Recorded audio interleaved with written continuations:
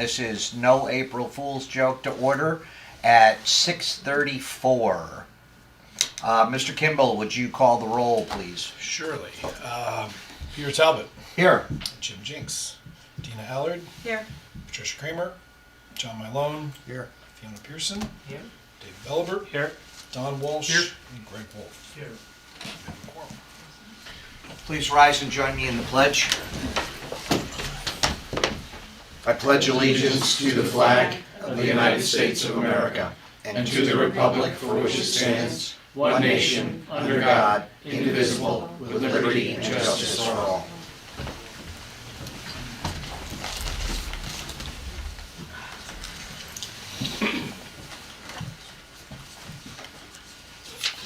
So the first thing on the agenda is the consideration of municipal option for alternative motor vehicle depreciation schedule. Sean, why don't we use that as a kickoff, and then we'll kind of do a straw poll later on where we are. All right. So we touched on this at our budget workshop at the firehouse a couple of workshops ago. But we are at a point where if we're going to consider and pursue the modified depreciation schedule for motor vehicle values, a law was passed about a month ago or so, enabling towns to now have a local option to adopt again a less aggressive depreciation schedule. Again, for those of us that discussed this at that workshop, to be clear, it's not generating, in our case, any additional new money from outside of the Cheshire community, Cheshire family, so to speak. It is, though, shifting a little bit of the burden, and we calculate that at about $400,000 from the real property, home values, business side of the ledger to the vehicle tax revenue. You'd have a slight increase that way. So we do need direction. Our assessor, Chris McCardle, is here, who would very much need direction because you have to take a vote no later than April 15th. But I think even before that, OPM needs to be notified. Yeah, OPM needs to be notified. So we'd have to take action, I think, no later than our April 8th meeting, but we would need some consideration, ideally even tonight. If you want us to go ahead with this, take a vote, and we would do so. So happy to talk about it a little bit more and answer any questions. But again, I think it's certainly a consideration. It certainly doesn't balance the budget. Is there any advantages to us doing it? From a policy standpoint, if you had a reason to charge, and this is incremental, but if you wanted to shift the burden a little bit more towards the car taxes, so that could be, I suppose, for a reason would be apartment dwellers. If you wanted folks to have, right, they're paying taxes on their vehicles. They're not technically paying their own individual real estate tax bill, but they certainly are through their rent and through, of course, the owner of their apartment. But if you wanted, that sort of skin in the game argument, I suppose you could make that case to increase the burden a little bit more towards vehicles. We do know we have a lot of apartments coming online. That might be a reason to consider that.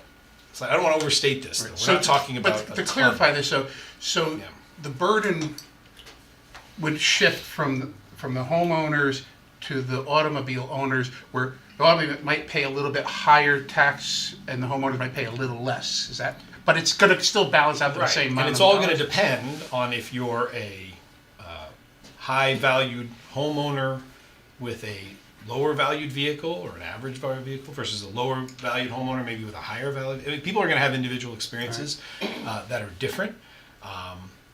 I do have Chris ran a printout of actually our individual experiences we would have on either list if folks want to see it. I actually have them printed out here for the council members and for myself and Andrew. You're on the list here too. I didn't even ask her to do this. That's really important. But it actually is somewhat informative. I'm happy to pass this out. It shows you what you would have with your own experience one way or the other. You won't see an enormous difference. I think on average we came up with maybe $30 or $40 in either direction. This isn't doubling Total, your you're car tax saying, the total difference. for an individual car. It depends on the car, of course. But remember, what's happening here, and just maybe for everybody's education on the issue, we have historically, and maybe arguably somewhat more fairly, I suppose, with this new kind of wrinkle here, everybody was required to use the Blue Book value of the vehicle, depending on where that went. And we all know, and this is really, clearly this legislation is in response to the spike we all experienced really 2 years ago, chip shortage and COVID pandemic related, and I think understandable public outrage over car tax bills that were higher than they had paid the year before, right? If you hadn't sold your car, that rarely ever happened, because typically cars decrease in value over time.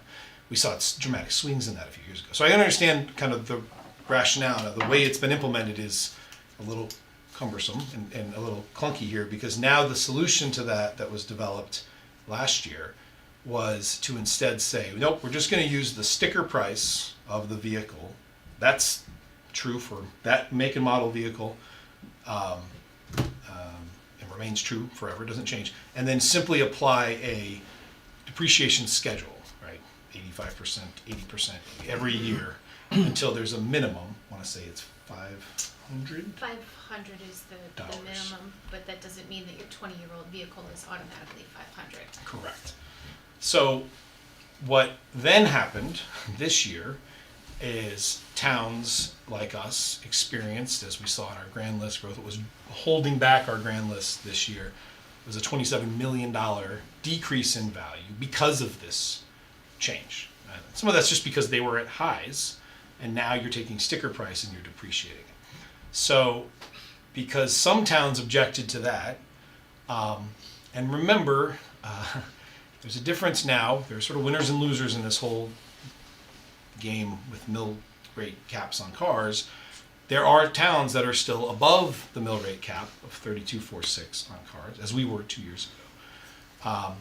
So in some of those cases, there were towns that were crying foul that, wait a second, we're losing more than we thought we would lose.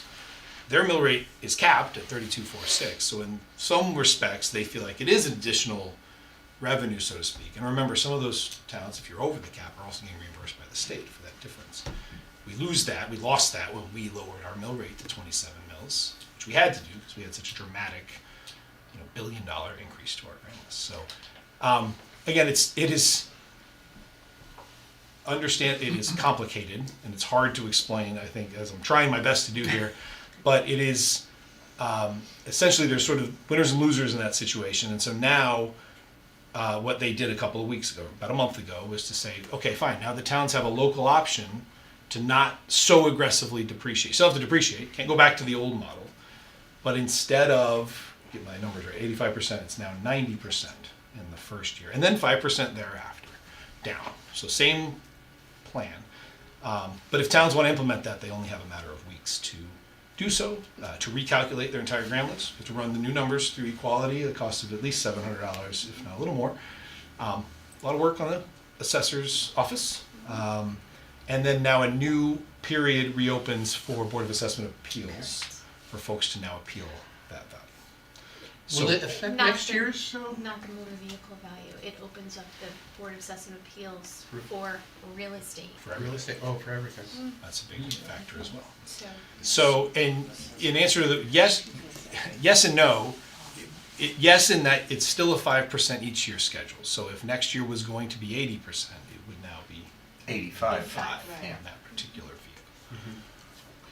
But again, if, just keep me honest here to put it in quick terms. If we're talking about roughly $400,000 Yes. that will shift from property and real estate and personal property Yep. to motor vehicle. Yep. And let's assume we have around 10,000 homes.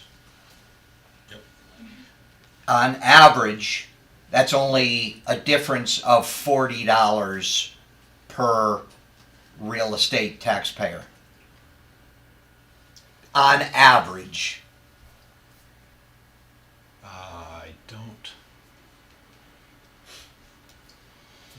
I don't think that's right. because there are 26,000 vehicles on the list, and it was roughly $40. Yeah, I'd want to run the real numbers, to be honest. Okay. I think it's a harder. So we could just see, Oh, so of we have an course. idea of what, Yeah, please. that may explain a little bit. see how it affects Don. Yeah. I thought about trying to print them. I couldn't figure out how to just print Yeah, individual to be stuff. abundantly clear, this is not how we make tax decisions. Yeah. Just a little snapshot. Just to follow it through there, the make and model is there. Some of you will see cars that you had last year or sold. You see in the far right column, supplemental prorated. It's if you had a car that's new to you in the last year. If it was on the 23 supplemental. If it was on the 23 supplemental, so a little harder to do the comparison, but nonetheless, the first column there, MSRP, is the sticker price of the vehicle. The 23 grand list, that is the value that was on the tax year we're in right now, that you're paying on right now. The 23 GL with 27.46 mil, that is your car tax bill you got for that vehicle this year. Now, the next 4 columns, one is the way things are in my proposed budget with the grand list as it is, 24 value, and that associated tax bill, and then what Chris listed as the higher assessed value, local option, is the increase you see from that column, 2 columns before, and the associated tax bill. So in many cases, you're looking, like I said, about $30 to $40 of an increase, depends on the value of the vehicle.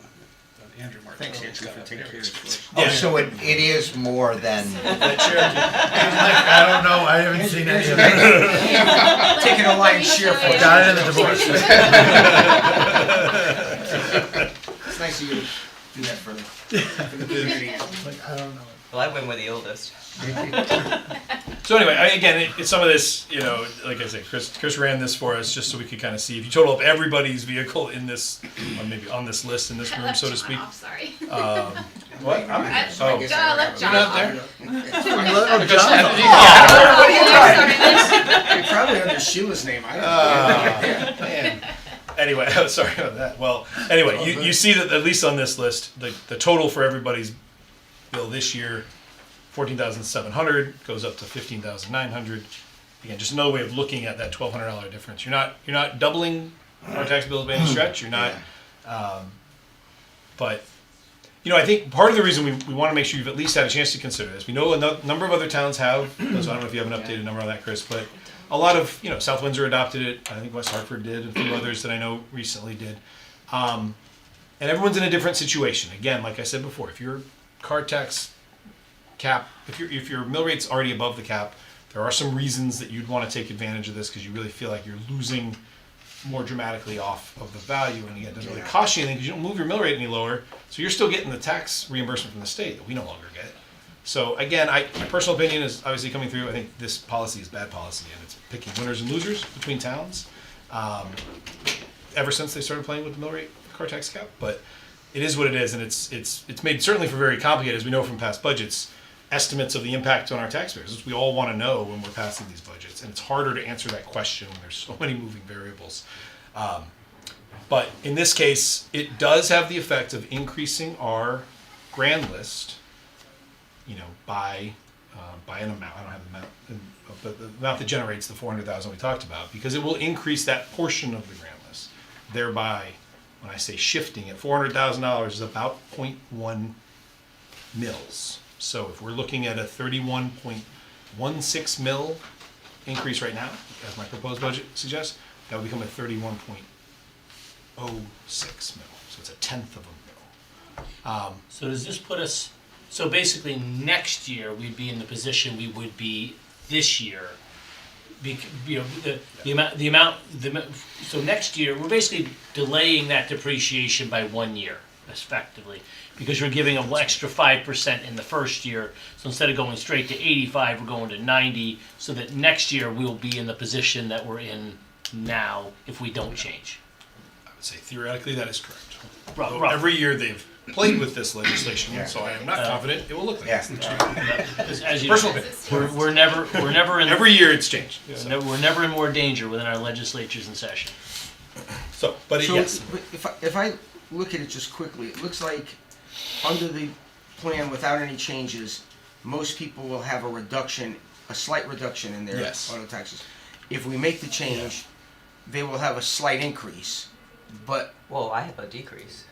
it seems unusual. I looked at, maybe I didn't look at all of them. It looks like most of them go slightly up or slightly down, but, yeah, but they're closer, it seems like, with the change than without the change. For the most part. No, based on yours these- go up, Fiona.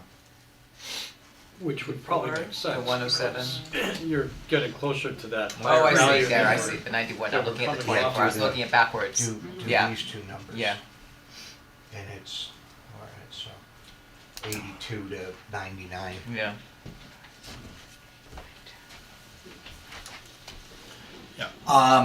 but yes, in short, that's correct. Now, you will probably note in certainly my transmittal and on our mill rate worksheet, when I was taking the average, and this might be an issue with the average and sort of the mean versus the median on our list or whatnot, but I still came up with such a significant mill rate increase.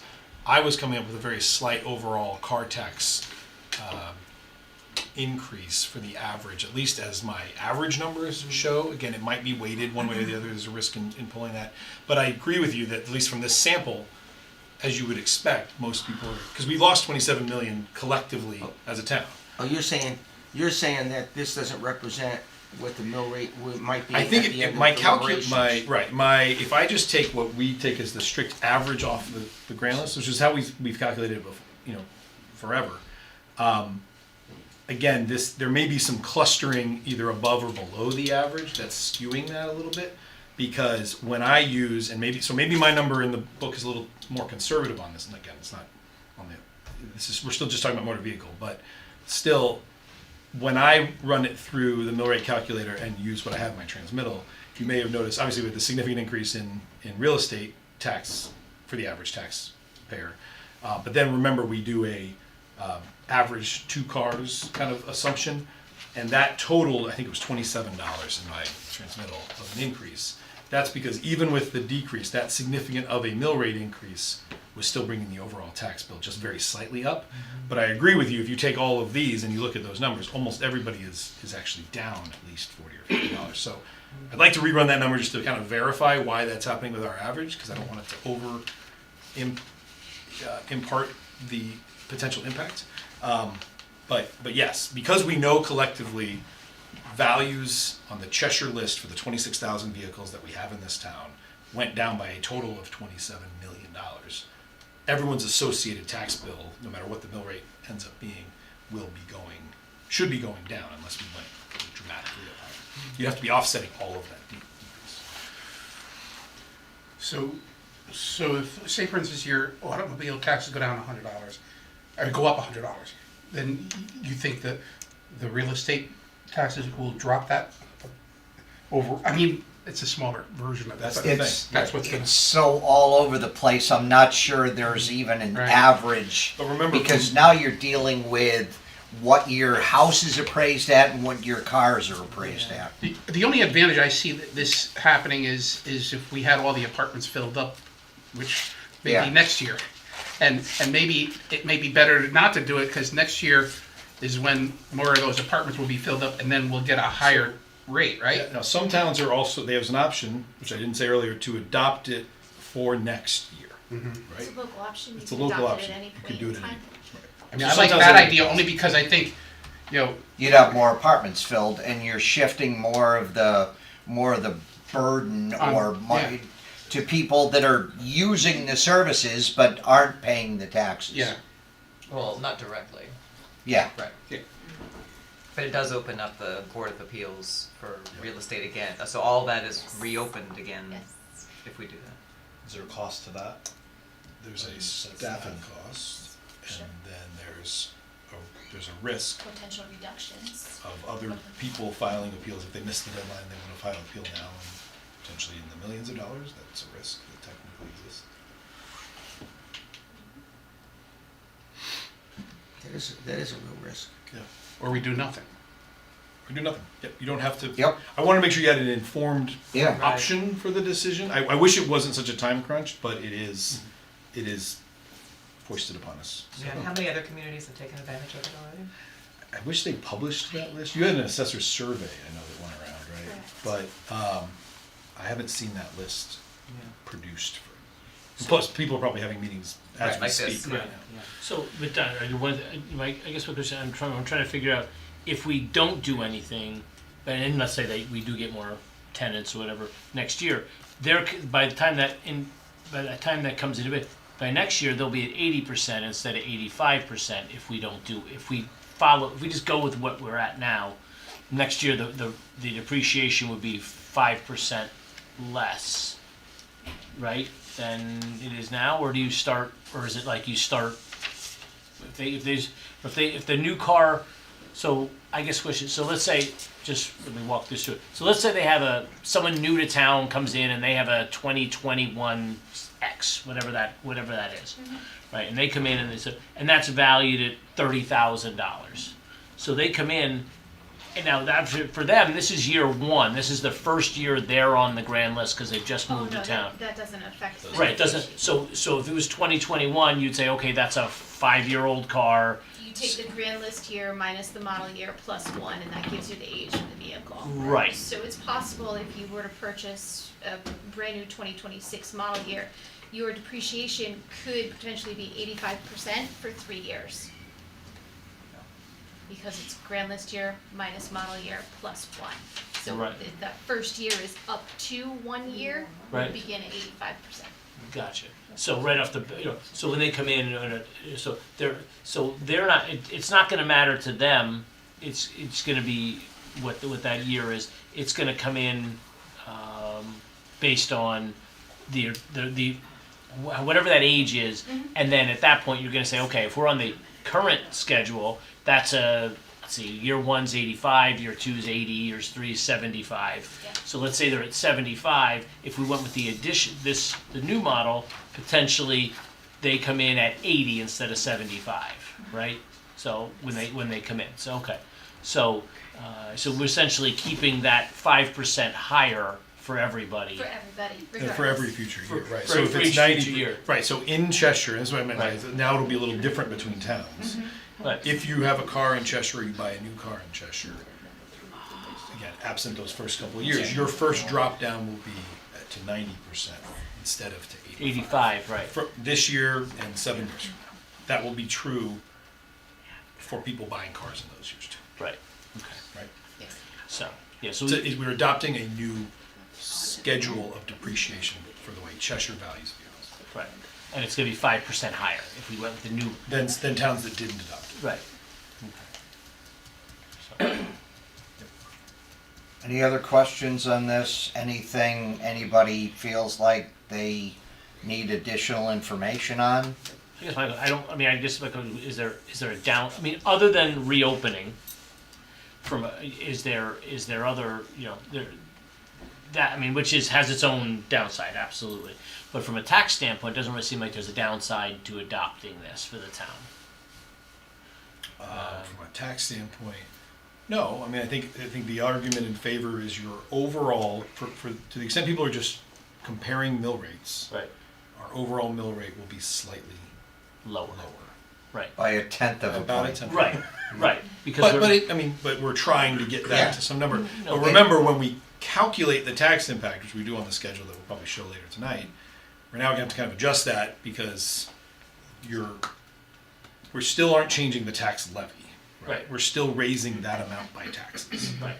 Real estate, property, or, Just means it's Bonus. slightly higher on the car side than on the house side. right, and because there's so much more value in houses, It's you will see a slight mill rate decrease. Let me ask you, because it is a little concerning about reopening the reassessment thing, and, I mean, yeah, well, I mean, because besides the time that you guys have to put into it, is the dollar amounts that we could lose at that point. And I'm almost thinking that, the risk of losing that kind of money may offset us doing this, and that's my opinion, I just think that it's almost, too risky to do that, in my opinion, because of that risk and the time. I mean, the amount of dollars it'll cost this town. I think any savings that the people might save, it's going to cost them in the long run anyway, because we're going to have to pay you guys, and we might lose value in some of these things. Question: how much? Let's say last year, how much did how much did we was there an adjustment? From the Board of Appeals, Yeah. this last board was just $1.5 million reduction. I'm just trying. I mean, obviously, people would. I'm just trying to gauge what that could be. I mean, in theory, most people, if they've already, there's already a percentage of people who've taken the appeal, on what they have. So now we're really looking at the. I mean, yes, we're reopening it, but obviously we're looking primarily at people who didn't take the opportunity to appeal last time and are now going to say, oh, I've got a second bite at that apple to take an appeal. So potentially your pool of potential appellants is practically smaller. I mean, obviously it's reopened to everybody, but in theory, everybody some people have already taken that, already gone through it. So in theory it's not like, okay, everybody has this is their first shot at everybody. Everyone's already sort of taken that shot. So there may only be maybe a smaller group of people who would be like saying, oh, you know what, maybe now I'll do it. Or I didn't do it last time, but maybe I'll think about it this time, rather than people who've already taken that appeal and aren't I assume are probably not likely to appeal again. Obviously, anything's possible. But would we have to put a placeholder in the budget this year in case that does happen? We have a Board of Assessment Appeals placeholder Yes. in the Would we have to put a higher one if we open this? I mean, I would think we'd have to, right? No?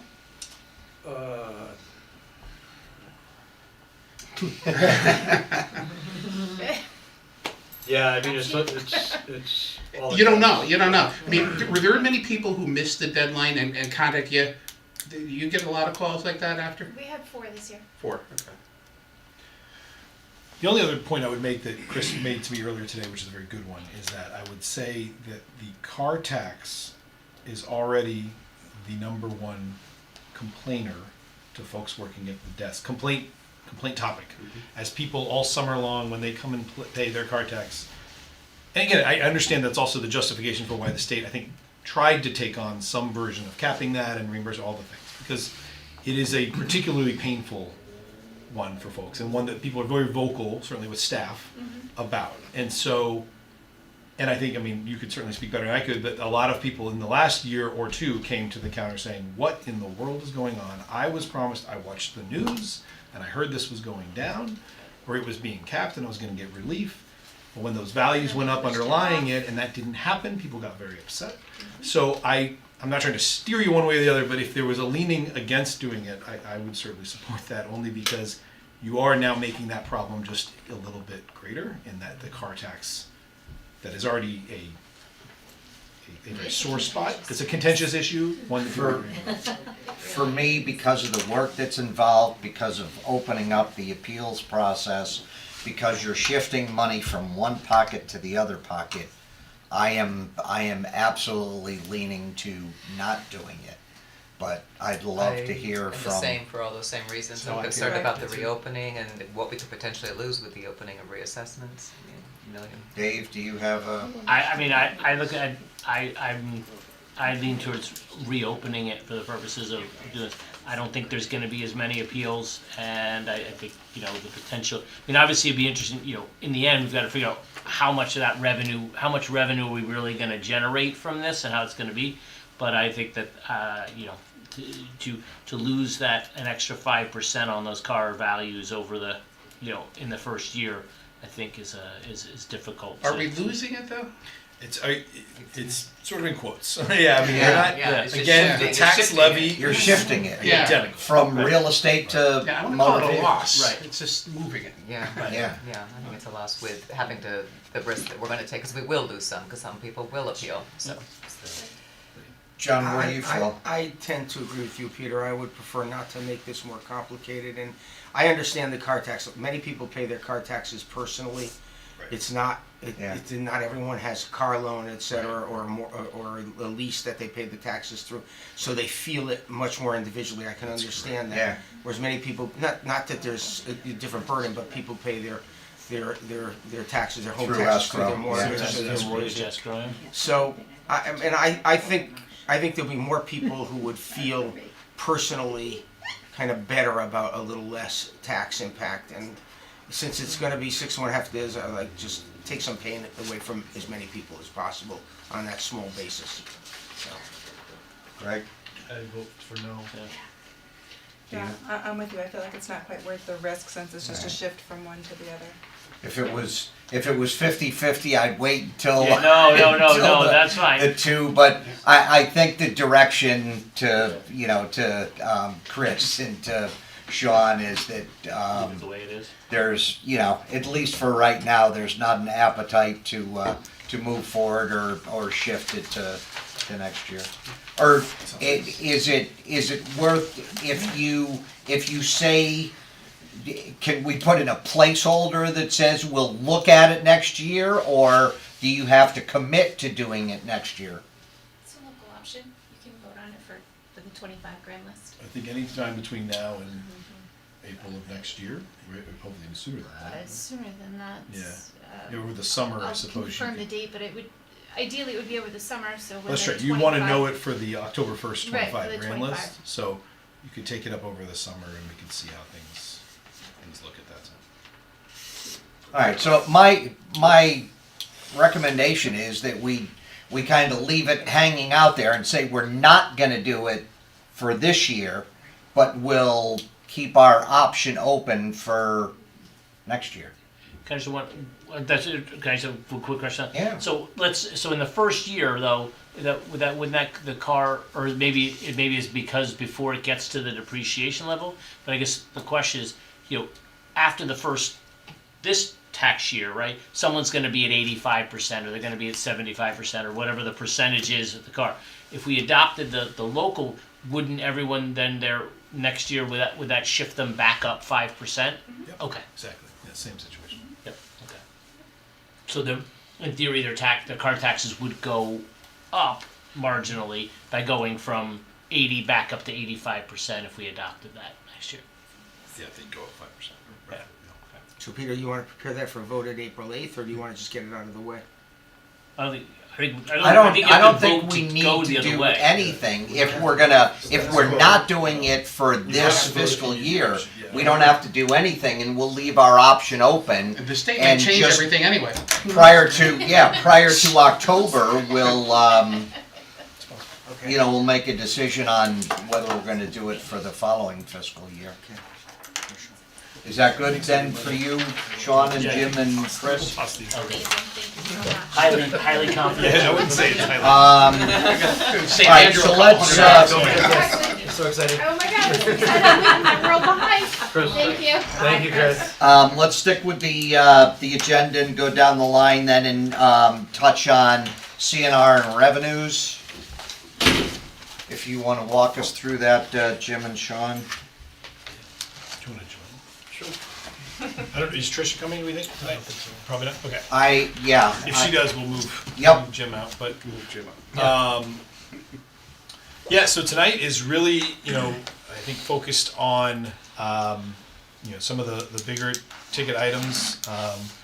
Reason we have CNR funding on there is, again, just as a reminder, that's one of our 5 major budget categories. I can put these up on the screen if it helps, but, general government, Board of Education, debt service, and then remember, we have 2 additional lines, one being CNR funding, and again, just a reminder, that is cash funding that we put in through a through sort of an internal funding account in order to pay for, on a rolling basis, non-recurring sort of small capital items, your computer equipment, that's how we pay for our vehicles, smaller, light-duty vehicles. This must have gone to sleep. What page are you looking at here? Um, So you can see on page 148 of the summary book.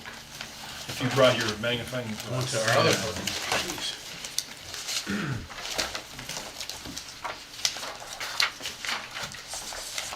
say 135? 148. It would just give you an idea of, what we've been using the CNR funds for. And as Sean said, it's a lot of our shorter-lived assets, a lot of our fleet vehicles, our technology, reserve fund, firefighter protective equipment is the bulk of it. I told you. Yeah, this works as a magnifying glass. Yeah, we're gonna have to find a better way to print this one. Yeah, it is a small print. But if you go towards the bottom there, it shows the general fund CNR appropriation, and we had been contributing as much as 1.5 billion in recent years. Sean scaled that back with this budget request for $1 million, so you could see under 2026, there's just $1 million there. And I try to utilize these funds and apply them to projects in our plan. And we always have a lot of these short-term projects. So, I like the CNR funds because they help us from having to bond items that don't have a very long life. And we do 20-year bonds generally, so, it's kind of counterproductive to be bonding things that aren't going to last more than a few years. So, at the very bottom, that last row shows I do have a little bit of a balance. I wasn't able to allocate to the penny all the proposed CNR funds. So there's perhaps a little wiggle room there. And I have been taking a look at some of the projects that we have on our active project list, both bondable projects and CNR projects.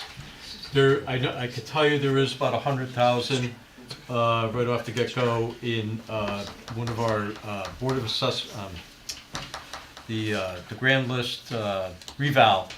There's about 100,000 excess there as a result of favorable bids when we went out with this last revaluation. And so I know I can reduce that appropriation and put 100 back into the till here. And there's probably, I came up with about a half a dozen projects that have like maybe, just small residual balances. That might be good for another 25 or 50. So just, a little bit of cleanup and closeout. I have that, and that's maybe a potential to increase, what Sean had $1 million.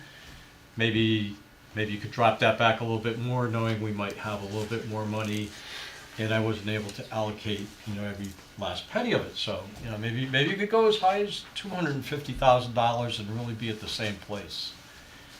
So what are we trying to do with this here? Are we trying to add money to this, or move this money from? Because I have problems with some of these projects that you've allocated here. Right, and so part of the reason I look, remember what we're not technically going through each of the projects tonight. We're talking about the CNR funding. We can do both, but the funding of it is how we, again, set aside what amount we're going to put forward each year into the fund to pay for this year's, and as Jim just said, some residual balance for next year and the year before. It's a rolling fund. Yes, I'd love to see this for the same reasons Jim said, be higher, double, triple this amount, so we'd be bonding less and obviously paying less debt service. We know this is not the year, and the last couple of years haven't been the year to make that as far as, although we did go up, remember we used this with ARPA funding to go to about 1.8 million one year to try to, at least, that's how we paid for the two houses that we purchased. We actually did that through the CNR fund, we put the appropriation in, but that wasn't a sustained funding. But in answer to your question, in anticipation, we were going to scale back a lot of capital. And that includes some of those that we might pay cash for capital, as I call these CNR accounts, paying cash for these projects. That's what justified my lowering it from 1.1 to $1 million. And I think what Jim is saying is you could potentially go even further, maybe just for a few years, to try to get that, again, we're trying to get the mill rate lower, the tax impact lower. If, in fact, and I think that is part of the conversation, these projects that Jim is referencing are those he would anticipate paying for. He'll pay for whatever fits under the amount of cash we give the CNR fund plus the balance, depending on what we do. And I know we probably won't go down to zero. Yeah, but John, I would caution not to look at specific projects, because if we decided not to do a specific capital project this year, there are other things that we could use the CNR for. So it's more of a general discussion about CNR funding as opposed to capital funding, where we're knocking stuff off of debt service with a 20-year lifespan, as opposed to paying for it now with, with cash, so to speak, out of operating.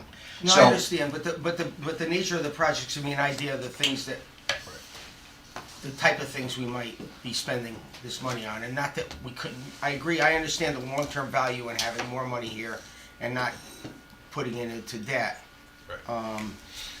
But if this is a direct reduction in mill rate, I mean, I think it's a sacrifice year, personally. Yeah. I'd like to see it at $500,000, no more.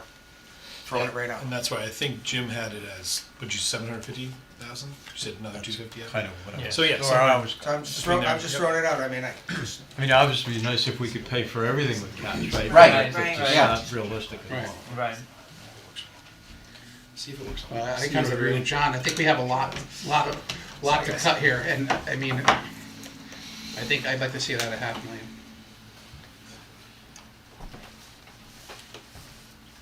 Are these categories interchangeable? So if you have a certain dollar amount allocated for vehicle equipment replacement funds, could that be used for something else in this account, or is it kind of set? Yeah, for if you that? said we're not gonna buy vehicles, then Yep. you could use the CNR money for Yep. other Something else, projects Yep, and just not bond them.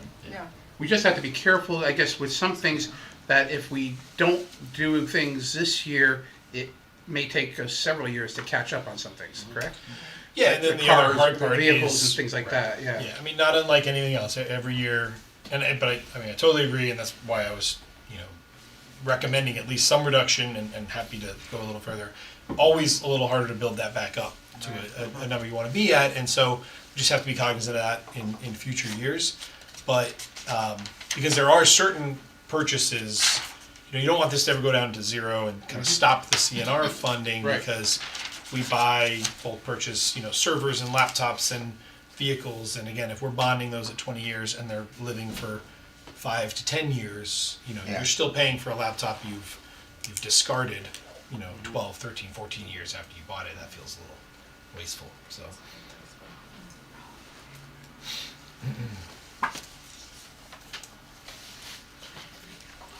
Any other I questions? just threw it out as a starting a discussion Yeah. here, I mean, just to get the, because I think, aggressive cuts will be more helpful this year if possible.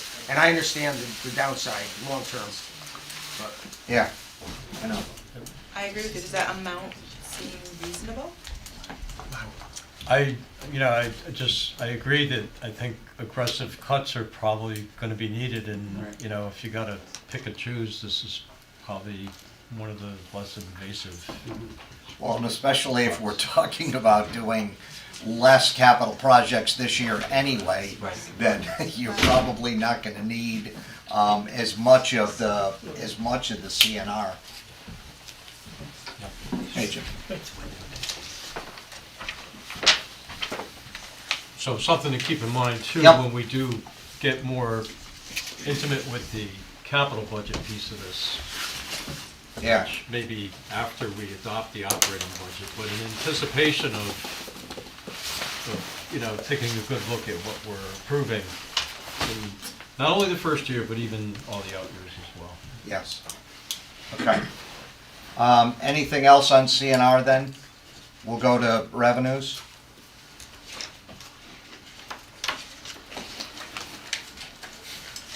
Maybe? So it's not working, is it?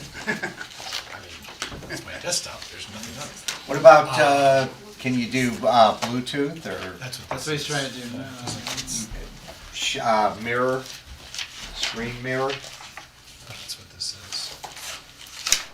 Duplication. But just, for starts, the Yep. revenue budget is, again, in the summary book, starts on page 112, 113.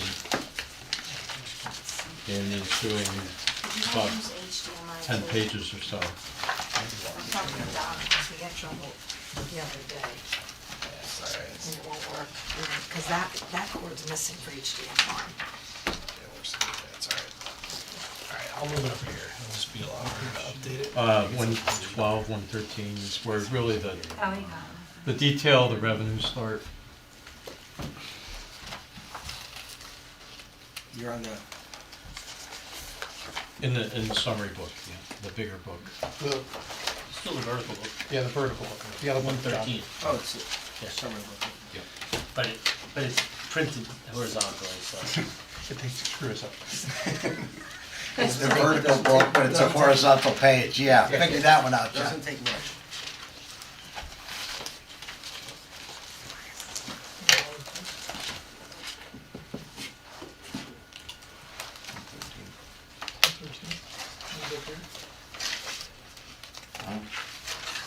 I had the extra page, I must have an extra 112, blank page. 113, you want to just Yeah, kind of just like that's, walk through the highlights that's and strange. kind of emphasize some of the things that might be. But that says 113 too. But you're 113 top and I'm 113 on the bottom. So, I don't know, we could kind of just walk through these line Yeah. items and kind of focus on, maybe some of the anomalies present. So starting with, this is the property taxes on page 113. So this is manager recommended, based on Sean's proposed budget. So obviously the taxes have increased. That second line, certificate of occupancy, you'll see that that's perhaps increased quite a bit, 216,000 over last year, 54,000. That's because we're anticipating a lot more certificate of occupancy with the North End apartments and so forth coming online during the course of all of fiscal year '26. So if it doesn't get on the grand list this October, we'll be picking it up prorated thereafter throughout fiscal year '26. So we should be generating some additional tax revenue from those certificate of occupancy, and more than we normally would because of the level of activity we have going on up there.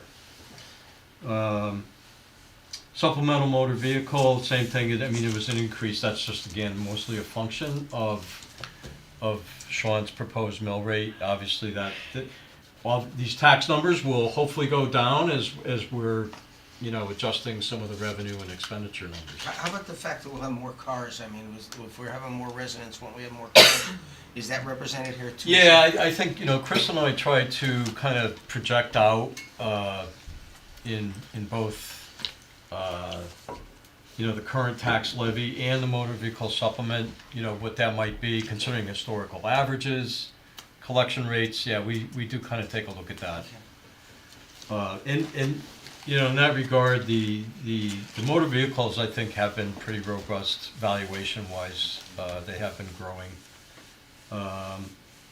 Prior year levies, in interest and liens, you'll see the estimated revenues this year, 175,000 for the prior year levies over the 50,000.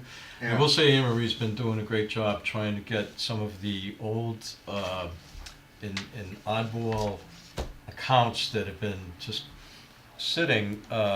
We've had some tax sales recently, and we've had more proposed tax sales. So I'm hoping this number even gets better.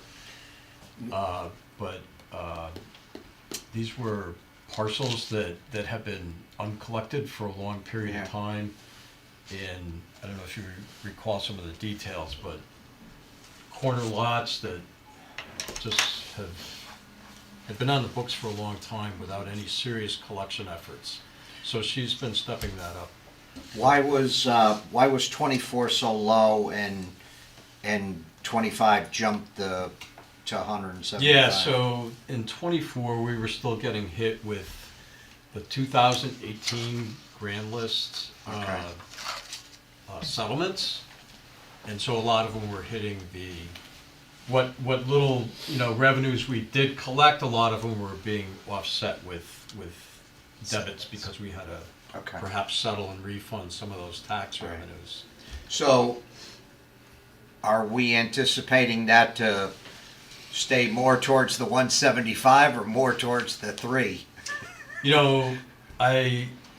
And again, timing is everything. I think she's really cleaning house, and I'm not sure there's gonna be any low-hanging fruit or any fruit left. So that was a Kind of a one time, one-shot. and 50 is a Yeah. reasonable number, is. Yeah. Okay. Yep, the 50 and the 250 has kind of been a historical average on Yeah. normal years. What about interest and lien? Kind of the same situation. I Okay. mean, that's been pretty consistent. Again, it spiked a little bit, or we're projecting it to spike a little bit, but that was the interest that we're collecting on some of these properties that we put on a tax sale. So I mean, I'll look at that again to see if there's any possibility to move. Yeah, but that I'd a rather, little bit, but I'd rather go with a historic Yeah. rate than I a could- I run could rate, tell you because where- the run rates are based on We a lot have of a really high variables. collection rate here. Yeah. And it's, I know. they do a great job down there, and Anne Marie's done a great job of trying to keep track with, our really good rate. But it doesn't leave a lot of receivables Yeah, in the event. She is putting less on suspense list and trying to do more with the marshal, and, that might help a little bit. I'll talk about it with her again, but I wouldn't expect if we are gonna move that, it's gonna move it very much. So, going back to the taxes themselves, so Sean, the recommendation, can you explain a little bit how you come to that number? 'Cause that's the biggest number, obviously. Yeah, so that number is not a number I go picking. It's a function of all of the non-tax revenue, and then through, we have a spreadsheet that then takes the difference between the expenditures, wherever we've landed, all the town, Board of Ed, debt service, all rolled up. It's simply subtracting that amount from the non-tax revenues we're estimating, everything from building department fees to state revenues, everything else. Use of general fund equity, which we'll talk about. I mean, probably by the end of the meeting, I'll put this spreadsheet back up that we're all know and love. That is a dynamic spreadsheet where we can start to play with all those assumptions, and then that generates a mill rate. I mean, ultimately, that generates a gap. It generates a tax levy, and then we need to divide that tax levy by the millage and the mill rate, and then that's how you get, or by the grand list, which generates a mill rate. So it's more of an output than an input. Okay. In that case, it's like not even a number I really see per se, except we know what our mill rate increase is. It's going to be roughly in line, and there's some fluctuation. The mill rate increase is about 13%, 13.5%. So you'd expect the year-over-year levy to be the same, 13.5%. Then I think we might have skipped over, although we talked about it probably enough earlier, but you see right in the middle there that because it was property tax related, the motor vehicle tax grant, which we are no longer eligible for, being under 32.46 mils, is why you see a loss of $1,046,000 there in the right-hand column. Good point. Oh, yeah. That's where it really comes home to roost. That's part of our $15 million gap. Yep. The next page is the rest, a lot more of it. Oh, there's more where that came from. So, yeah, if you So, yeah, flip the page. the next Pilot. page, pilot. Yeah, pilot being payments in lieu of taxes. Some are state required, and others a couple are voluntary. One thing that I was disappointed to see was the decrease in our pilot, new tiered pilot program, and honestly, I don't know how that was generated through the formula they have, and I don't know whether there's any potential with our legislature to take another look at how that gets distributed or calculated. But it certainly didn't help this year with over $500,000 loss in that long run. I'm just curious if other towns who have state billing, if they're getting hit the same way. It seems to vary. Seems to vary. I've looked at all the town runs. I mean, and guess the compared. cities aren't getting hit as bad as. No, but there's also some, we saw some pilot, again, every town has a different percentage of pilot eligible properties, so it's very hard to compare apples to apples. Obviously, we have a large state prison property, others have education, medical, others that their And my understanding is that formula, tries to take into account different types of properties and everything. And this has been certainly a challenge for Cheshire for years, in that I would argue, unlike, and I know my predecessor certainly argued that unlike, state or tax exempt properties like a university or a school or a medical facility, having a prison is not as much of an economic driver or positive sometimes in your area, local area. But yet I think we've still had the same pilot function and formula. So I don't think it's certainly, as they've tried to claw back pilot in the past, that's been a case we've certainly tried to make, to holding us harmless if we can, us and other communities that host correctional facilities. But certainly this came as a surprise to us. We are in some conversations with our delegation. We haven't seen a legislative budget yet, but I think that's usually the next stage of the process, is that the legislature will put out their version of a budget. And this is why I think when we were meeting with the wastewater, with that whole gauge thing, we have to go after them for that now, because they don't pay their fair share to us. They just keep cutting from us, and it's getting more and more difficult on towns like us to try to keep people in our towns. And I think they've never paid us the full pilot anyway. But it just seems to be getting lower and lower. Maybe what we should do is start looking, like I mentioned, some of the houses they own in this town, and start hitting them up with blight fines. I would do that. Because some of these houses that they have along Jarvis are falling apart, and I would definitely have our blight officers start tagging them and go after them in that way. If they're not going to pay their pilot, then we might as well go after them one way. Question though, do we still benefit though? That was something with the ECS, it was a counter, was that the per capita, it was decreased artificially just because it included individuals that were in the prison? I don't know. And that ended up boosting our ECS? Yeah, I don't know. The ECS formula itself has always been a little bit of a magic box, I think. Too. I know they do publish the formula, so to speak, but it's hard to really. That was an issue that I think was helping us for a while. They have referred to our ECS funding historically as overfunded, and that there's a path for us to be less funded on ECS. I think this was the first year. They've held towns harmless, Right. like ourselves, for a number of years. I don't pretend to understand the full justification of why we were considered underfunded. Towns like Simsbury were considered underfunded, whereas we were considered overfunded. And they're having the opposite. Theirs is going up each year, and ours is projected to go down each year going forward. But they didn't explain But why they felt we were overfunded?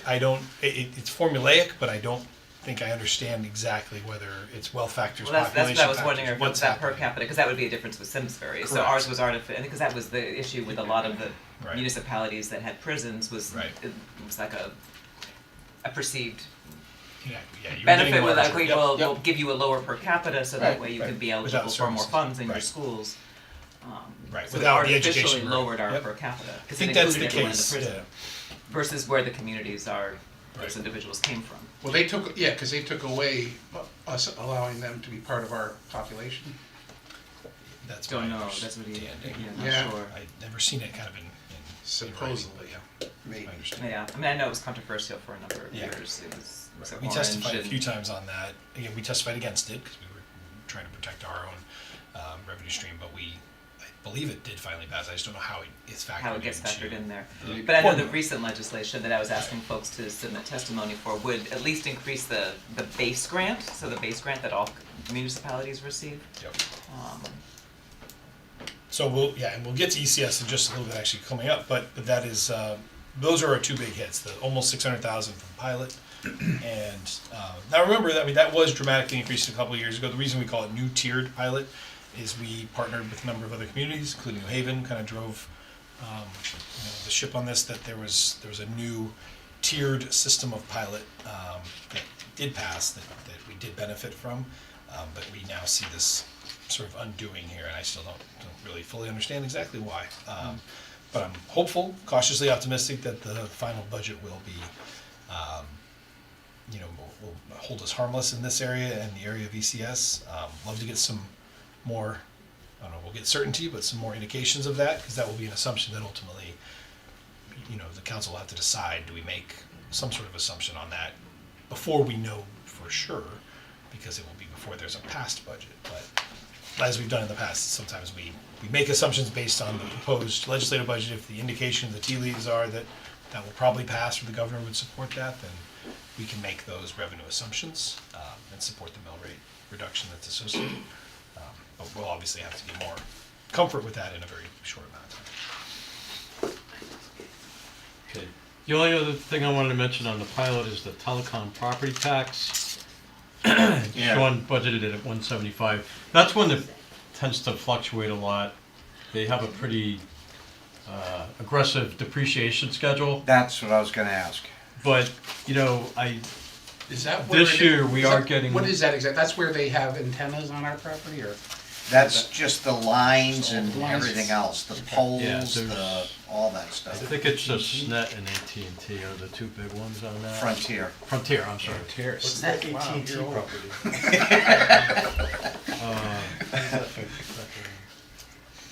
What, I'm sorry, The Greg, was, AT&T tower on the top of Higgins. On Higgins, That's yes. AT&T. So I How's think that we factor rent in? space on that, actually. We Yeah, we that's use a- that. they just pay personal property tax on that. This line item is more for the lines and stuff that are on the streets. It's not because, Cox has an office or Frontier has an office and, Yeah, I always struggle trying to figure out in advance where this is gonna land, because Yeah. I really never know. But we did get this year, fiscal '25, that 192,285, that's a real number now. And we've had, part of that's because we've had a lot of rollout, there's been a lot of fiber rollout and other things in past years that I think that's driving So, that. I guess the question would be, do you wanna, push that 175, or maybe up to 190, or? Well, let me ask you, because Frontier seems to be pushing out more fiber optic this year, I noticed. Go Net Speed was the one before, but Frontier seems to be following along, and I'm wondering if that would increase, by them adding more lines, that would increase that? Is that how it works? I thought Frontier was done. No, I've seen them, I just got a notice in my street that they're gonna be in my street now, so, and I've seen them around. And again, they do have an aggressive depreciation schedule, so, what's high this year might drop a little bit. Whether or not what they replenish, will it offset that drop? I mean, how much more could we go up, though? I mean, it's not- yeah, exactly. It'd be, For- I think- certainly wouldn't wanna go more than what we Yeah, got this year, yeah, because that's the highest I can ever recall that being. Yeah, I think the recommendation is solid there. The other thing just to point out is you see still called South Central Regional Water Authority there in the third line. That is a mill rate sensitive item also, so you will see as we do final calculations and start to adjust that mill rate lower, that's again for all the water lines that the water company has in town. Somewhat offsets, theoretically, remember the 900,000 that we have for the water availability on the expenditure side for us to pay back to them. Yeah. So they sort of pay us from the money we pay them, but arguably, but you see that $66,000 increase. That's because of the mill rate we proposed. As we start to lower this mill rate, that number will be adjusted slightly lower as well. So it all kind of ties into this, or to Jim's calculations. All right, ready to move to Page we 117. probably won't spend a lot of time on town departments tonight. Only because I'm Jim's pulling- finalizing the March numbers, and honestly, I mean, it's historically, we've either done January or March. I'll have March numbers next week. they're looking real good, right?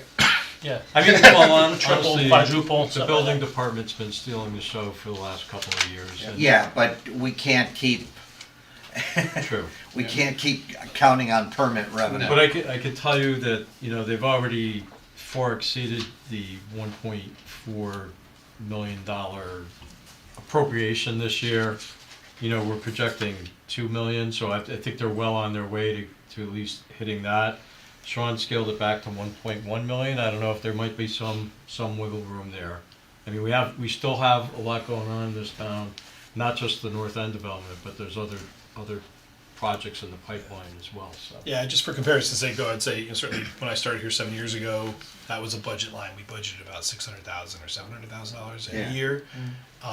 Every year after that, we kept Yeah, exceeding that. traditionally, yeah. But in kind of what I would call more quiet or average quiet years, that's we're probably 500 to 600,000. But as Jim said, with the development we've had, we've been quadrupling, tripling or quadrupling. Those are all permit fees, right? It's permits, but also remember, we did increase for commercial projects a fire marshal's review fee, but ordinance review committee last year, in effect this year, which was great and well timed. So that's another $5 charge per thousand of value on just commercial projects. So they all go into this pot, and it helped justify those assistant fire inspectors. They could have put the new schools permits in there. Yeah, we hadn't waived the fees. Just a couple other, Just before you go on, just Yeah, a quick question. yeah. And Sean, how much of the north end has been permitted so far, do you know? That is a good question. Do you know that, Bridges? I think it's most. I don't, but we are into Except fit for the- outs, right. spaces within the retail. Yeah, portion. I'd say So the hotel, no, right, and then The hotel did just convey, which is How about the 300 units, how many of those are? permit wise, I would, CO'd? That's what these are, CO'd right? building. These They're up to building 5. They are- just These got are COs or just inspection fees as well? Upfront permit fees, so Permit I don't fees. think you're gonna see much more on the 300 The CO apartments. was on the other page, right? Okay. Right. Yeah, on the but they're, right, so, yeah, but other than that, it's really the hotel, all the commercial was probably. all the hotel, but you know on Soderman, in the back half, you still have about half of those units to be developed. Right. And what we will, be expecting, we talked about this, I think, before when we were trying to estimate the total full build out, but we will start to see personal property, business personal property pretty significantly for the commercial up there. Those apartment owners will be coming with vehicles that will come on the list, and certainly the hotel will have significant personal property and Their equipment and all estimates, all that that. stuff, right? All of it. yeah. None of that is subject Inventory. to the 75-25, the personal property and the vehicle. We're also collecting on the construction vehicles that are there now. You get, you get that. So What this about- seems very conservative then. What- What, I'm sorry, go ahead. I mean, the 1-1 then just seems very conservative given discussion here. Seems a little concerning. It doesn't account for other things that are gonna go on. I'm hoping there's some large industrial development. I don't know if, Well, the other side of the north end, but I don't know when that will. well, no, but there's Yeah. other industrial developments that have been in play here. I don't know. But what about the excess of money from what you, what the revenue was versus what you appropriated? How does that work, Sean? What happens there? That's like So- $700,000 or something. Yeah, that's a good time to put it up on the screen, and also there's a page for that. But let me start with the screen because it might be easier. The page. Well, I should show the page, but here in the center of our mill rate worksheet, trying to zoom in. Sorry, I no longer have this on my screen. So I'm doing this like it's a giant monitor. We start the year. This is starting this fiscal year, right? So July 1 of 24, with a fund balance, right? So a unrestricted reserve fund, and that had $17.4 million after we budgeted for the use of some of that money in balancing the current year's budget. Then we have estimates here that should say projected 24. I'll just clean this up today. For these two amounts, revenues, as you just noted, well, in one case, what was it, 600,000? What you'd have for projected results from this year, that $600,000 or $700,000. That's part of that It's 948. almost the lion's share of that 948. Okay. We're expecting departments, and this is part of my job, is to make sure departments stay on budget and under their budgets, certainly collectively and individually. We're estimating right now that's $150,000 of town expenditure favorable variance, so to speak. That generates, you add those two numbers together, and this is what we call an unassigned fund balance on June 30th of 25 of 18.5 million. Then, and that's also 13.2% of our estimated expenditures for the year. You follow the little blue arrow back up here and take that same number. Then my budget recommends we use 1.25 million of that. And again, that's a number last year we did 2.25 million. It's the most we've probably done in a long time. But we had significant favorable building department fees supported revenues last year. But again, that's a gap we have to continue to keep closing. I'm recommending so far at this current stage 1.25 in the budget I proposed. We have a line from last year that's called additional fund balance use proposed. That's where we can put that in. And then you'd see where we end up, and we want to make sure we maintain this per our bond rating, our bond agencies and rating agencies and our policy above 10% as a minimum.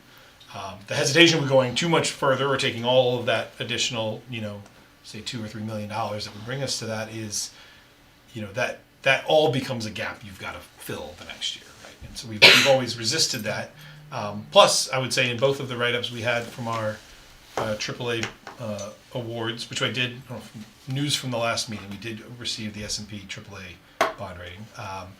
But in both of those communications, they were monitoring and watching for too much use of fund balance in future years. So they want to see, again, as we've said before, they'd rather see you, driving towards, frankly, towards the taxpayer, towards the reliable revenue that way, as opposed to one-time revenues. So long answer, but the answer is it sits in the fund balance. It doesn't disappear. It's not earmarked for anything else. It becomes unrestricted. So that's, well, it's at least we're using it, and your efficient efforts we're taking advantage of. It's a problem, Peter, that Sean always anticipates how we're gonna use the excess funds, so we can never catch something Right. that he hasn't Apologize. thought about. So it's a little bit of a problem. It's also disappointing that you don't see any kind of excess fund balance from the Board of Ed side when you're giving them $92 million. I mean, I'm just, they just find a way to spend it all, and I just think that that's tough on us, because if you have that much revenue on the town side. Just on that point, I guess they did offer this year, if you remember, the superintendent said that there is a state law that they can roll over up to 2% of their favorable balance into their budget the following year. And I think the superintendent said he wouldn't be comfortable with much more than about 0.5% or so. I think that was the number. But so that's ballpark, $300,000 or $400,000. I think at the very most. I'm probably more comfortable with something lower. It'd be, but one of that's those we asked for last year, it'd be nice to see the kind of details that you show us here, because we still never get those from the Board of Education. I did ask for it last year, still don't see it, but that's, townspeople pay the price They've for that. always been very aggressive, encumbering everything at the end of the year, even if they haven't spent it, they Well, find a it was way of frust- earmarking it. It was frustrating, because every line item was identical. There was no line item that was different in the overall line items, but. To the point where they ultimately, the following year, they weren't able to really spend it all, and they would return some of it in the way of canceled encumbrances, which was usually a pretty big number, 250 or more, 300,000 in recent years. But it seems like they've changed the way they do business over there a little bit, and That comes through in our understand- miscellaneous revenue, which you'll see later, and that, as Jim said, he got an indication from the Board of Ed this year that we should not expect as much canceled encumbrances this year. But it does make for sort of, again, hard to explain budgeting, because you're seeing things carried over, almost like an insurance policy, and then parts of them do return to the town as quote-unquote revenue, but they're really just unspent expenditures from the prior year. It's not really revenue. So I've always found it an interesting tradition here in Cheshire. Well, this is very visible, thank you. Okay, so, and that same blue explanation of surplus is on, you don't have to go to it now, but on page 139 of the vertical book is that chart we've looked to before that takes the fund balance, walks it through, and takes the town manager's recommended in there. So it's a small version of it. So back to, I flipped ahead. What page? Yes, Back to 117. page 117, we left off. I think we were gonna, so as Jim was saying, department revenues will probably just, Yeah, until we have more information, we'll kind of March skip over just that. closed, literally Just closed yesterday. A couple closing thoughts on that. I think there was some discussion recently at one of the meetings about maybe increasing the fees on the police cars. Yes. And I don't know if there was any discussion on park and rec fees. Just a little bit, or- yeah. We haven't settled, I know we have Park and Rec on April 10th. I think we're gonna revisit some of the park fees discussion. But Jim's right, that's where you'd see those line 4303 and line 4304, where you'd see the increase. What page is that, Sean? Oh, sorry, 117. Still on Step back up 117. Yeah, just in terms of The, department. right at the top, Yep. I see. the third and fourth items. Okay, thank you. Yeah, and the rest of the items so far as proposed, relatively small changes, increases, decreases. The bulk was building official, but now that we have our additional 2 months of data, again, I didn't have the benefit of February or March. Maybe sometimes that trends us, a little more aggressively on some of those. Moving on to 119, sort of a collection of grants for the town. The bigger ticket items being Town Aid Road, a state program, about $400,000 that is recommended, that was in the town, in the governor's budget.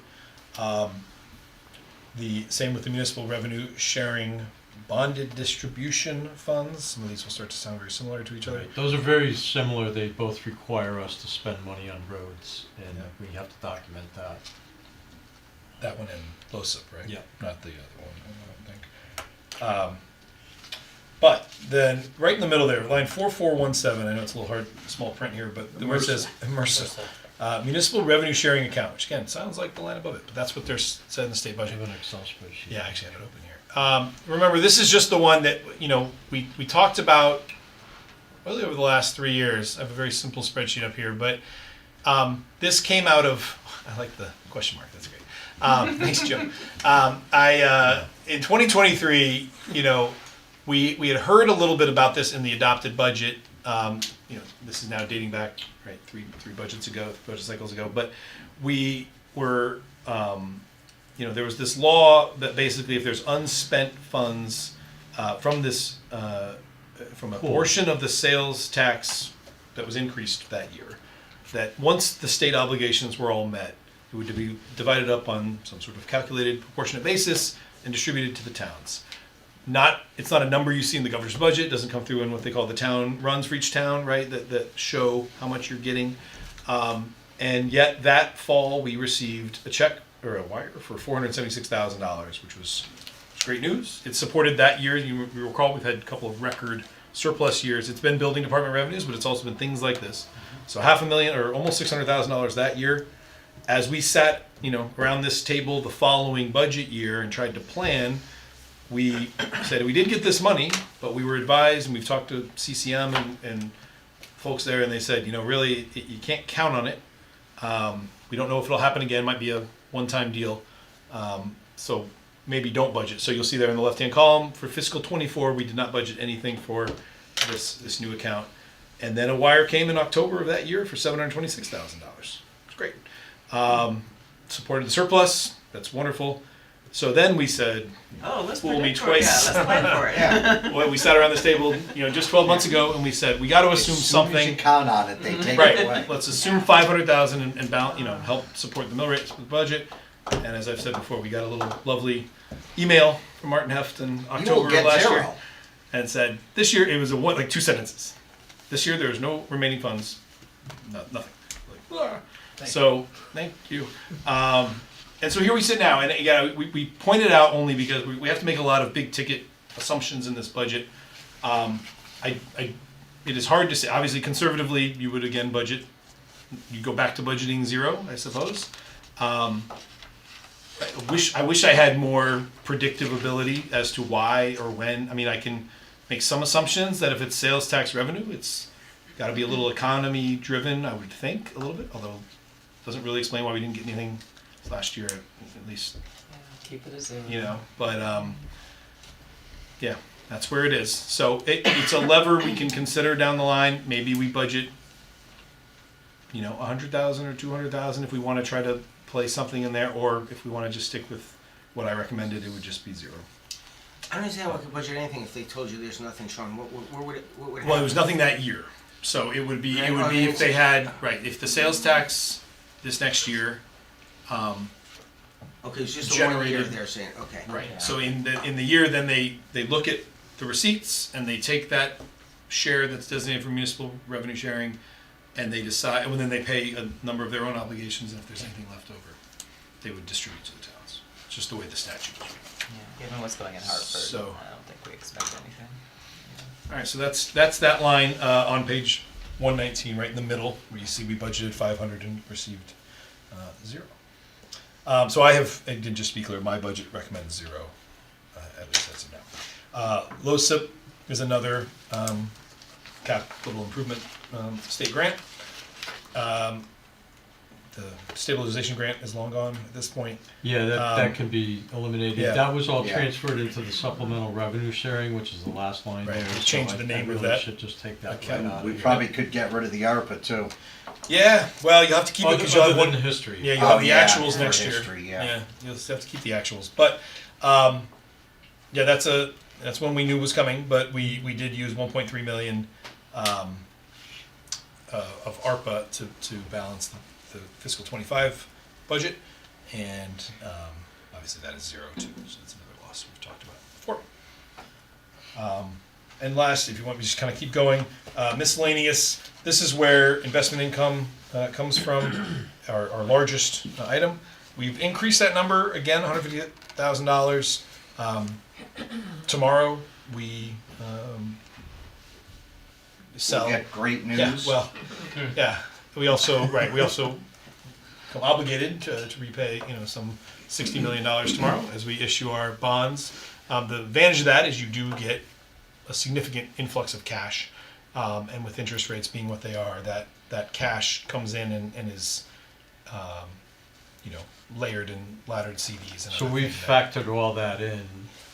we earn interest on that projecting cash. What, Yeah. what cash we're gonna have, including the results, or the proceeds from the sale tomorrow, which is a really big number. Yeah. But we factored that all in, so it's, something we're gonna have to keep an eye on really to see interest rates, are they materializing based on what we projected and so forth. And remember, we're planning over 12 months in advance. So Yeah. Donna Olet does a nice job of really mapping out what we think, because no one has a crystal ball. But we map out the next 16 months of Cash flow. expected interest rates and the associated cash flow, and then come up with what we would generate about $3.1 million in interest on the cash that we have in our fund balance, and then also in our reserves there for the capital projects. And other than that, miscellaneous area, that's that canceled encumbrances we just talked about with the Board of Education. That's probably driving most of that $165,000 loss. You'll see historically we had a lot of, now miscellaneous revenues are more than just canceled encumbrances, but it is a factor, right, Jim, that goes into Yeah. that line. Yeah. Miscellaneous is also just anything else that comes in that we haven't budgeted for. It's got all our tower rentals in there, there's workers' comp reimbursement proceeds, when we transfer to suspense, any collections that we collect on the suspense list go into this account. So there's really a hodgepodge of. And the last thing I'll say is, if you recall, gosh, it's got to be 3 years ago now, is the last line there. We used to be a member of a 5-town trash consortium, and when we disbanded that a few years back, we were all able to take our share of the reserves back. The council at the time, and we set that money aside as a reserve fund, and we agreed to kind of draw down on it, kind of at a 80%, 60%, 20% down to zero. So that's not a loss in any mean. We're just not. We relied on 81,000 of it in 24. We relied on 54 this year and 27 this year, and probably be the last year. I think probably that might be the last year. I have about 10 or 15,000 of interest that accumulated in an account, yes, which we can add I that. neglected to tell you about, but it's there if you want to take it. Well, there we go. Our job here is done. Let's put that in there, and we will. Pulling money out of somewhere. He said 15 million, right? Didn't he? A couple extra zeros on there. 15,000. All right, and then moving on to page 121 are the bigger ticket education associated grants. Just remember these they are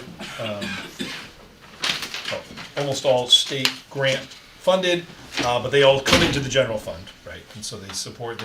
These don't go directly to the Board of Education. So you have your school transportation, adult ed. Education cost share is the biggest one, and there's that $300,000 loss that we were just discussing before. And although you'll see before we were held harmless from 24 to 25, so I'm hoping that happens again. And then excess cost is always, I know, a little bit of a moving target, and that's up this year. And potentially, right, there's legislation to increase that a little bit higher too. We haven't assumed that yet, right? Right. Right, so there's, I forget the number off the top of my head, but I want to say it was $100,000 to $200,000 that might go up if things pass a certain point. So the potential there.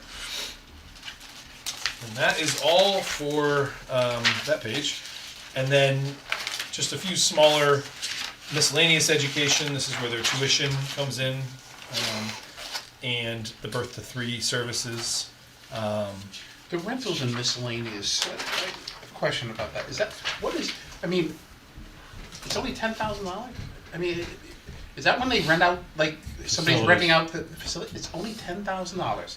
You gotta be kidding me. All the basketball and. All of that stuff? Yeah, they struggle even getting that. They only That's- collected $6,300. That's crazy. I mean, we have, people rent out the cafeteria. I don't know. well, yeah, I think the Board of Ed needs to look into that a little bit deeper and say, you know, we need to generate some revenue here. I think $10,000 is, I mean, does that include, like, do they rent out the football field? I don't know. Yeah, I don't think it's football fields. Can we find out what that $10,000 is from? I'm curious, because I think, when I saw that $10,000, I was like kind of shocked that that's all the revenue they get from, we have, you know, a lot of schools here and we have a lot of fields. You know, I mean, if they're renting out for a jamboree for the football field or something like that, I mean, how much, what do they get, what are they getting? Doesn't that go to Park and Rec though, if that? Well, not the fields, not the school stuff, the school field? Yeah, but the question is like who's renting it? I mean, if it's community Yeah. members, if it's Well, taxpayers right, who but are if it's a renting it, jamboree then for a it's- football group, that's, you know, from all these different towns, like junior football has jamborees and stuff. We'll tell them they have to use the new field, and we'll charge them. Yeah, we'll charge them. Right.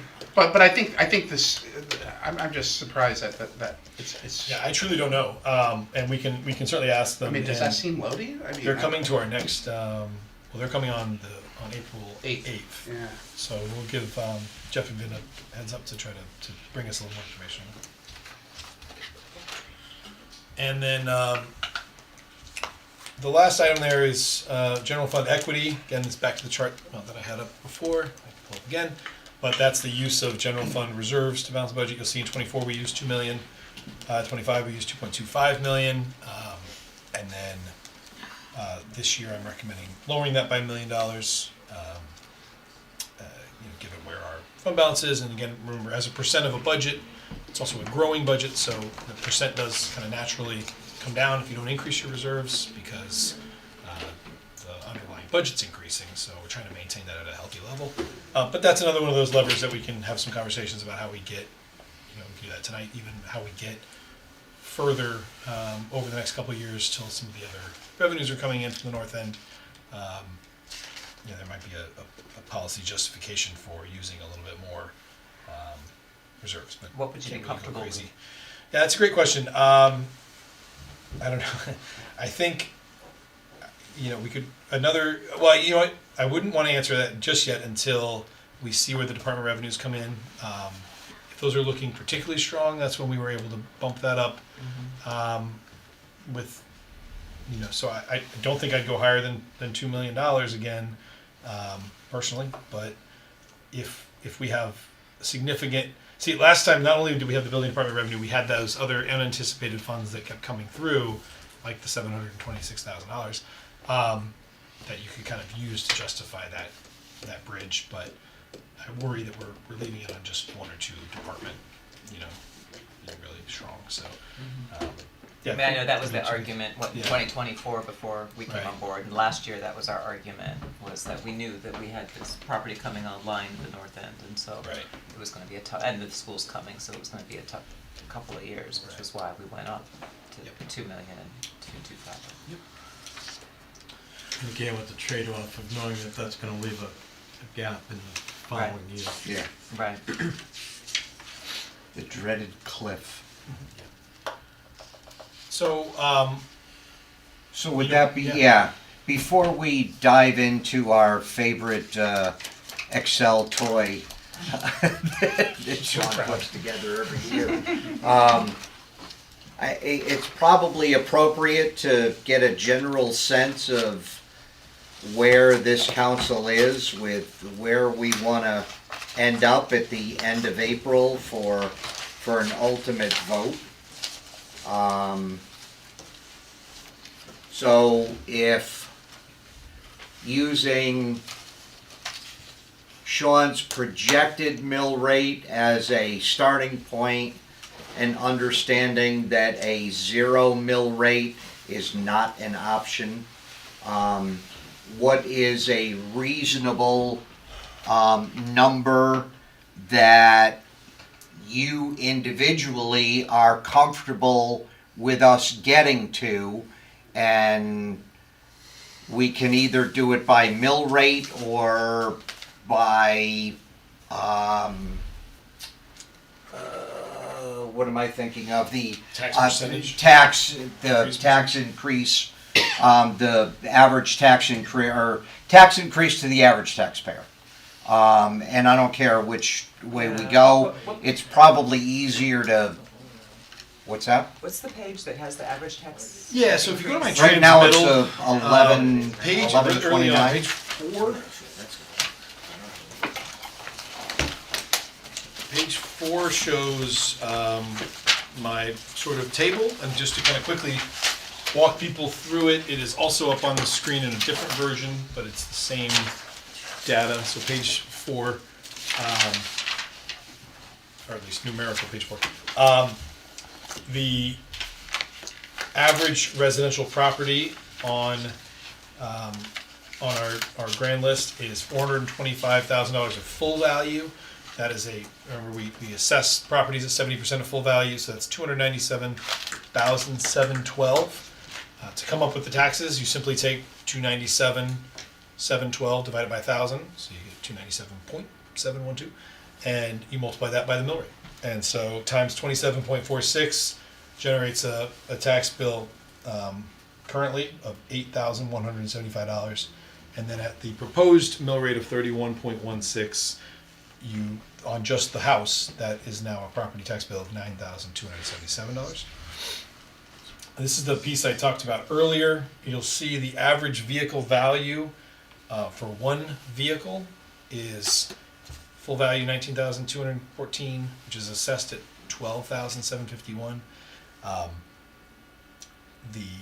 With the depreciation schedule, as we've kind of settled on it now, that new vehicle value drops from $12,751 to $11,671. Oh, sorry, up here. That's in this upper right-hand corner here, Yep. and also on page 4. I take that number, do the same math that you do on the house, except we multiply it by 2, to just assume. It's an assumption we've just done for years that most houses have an average of 2 vehicles.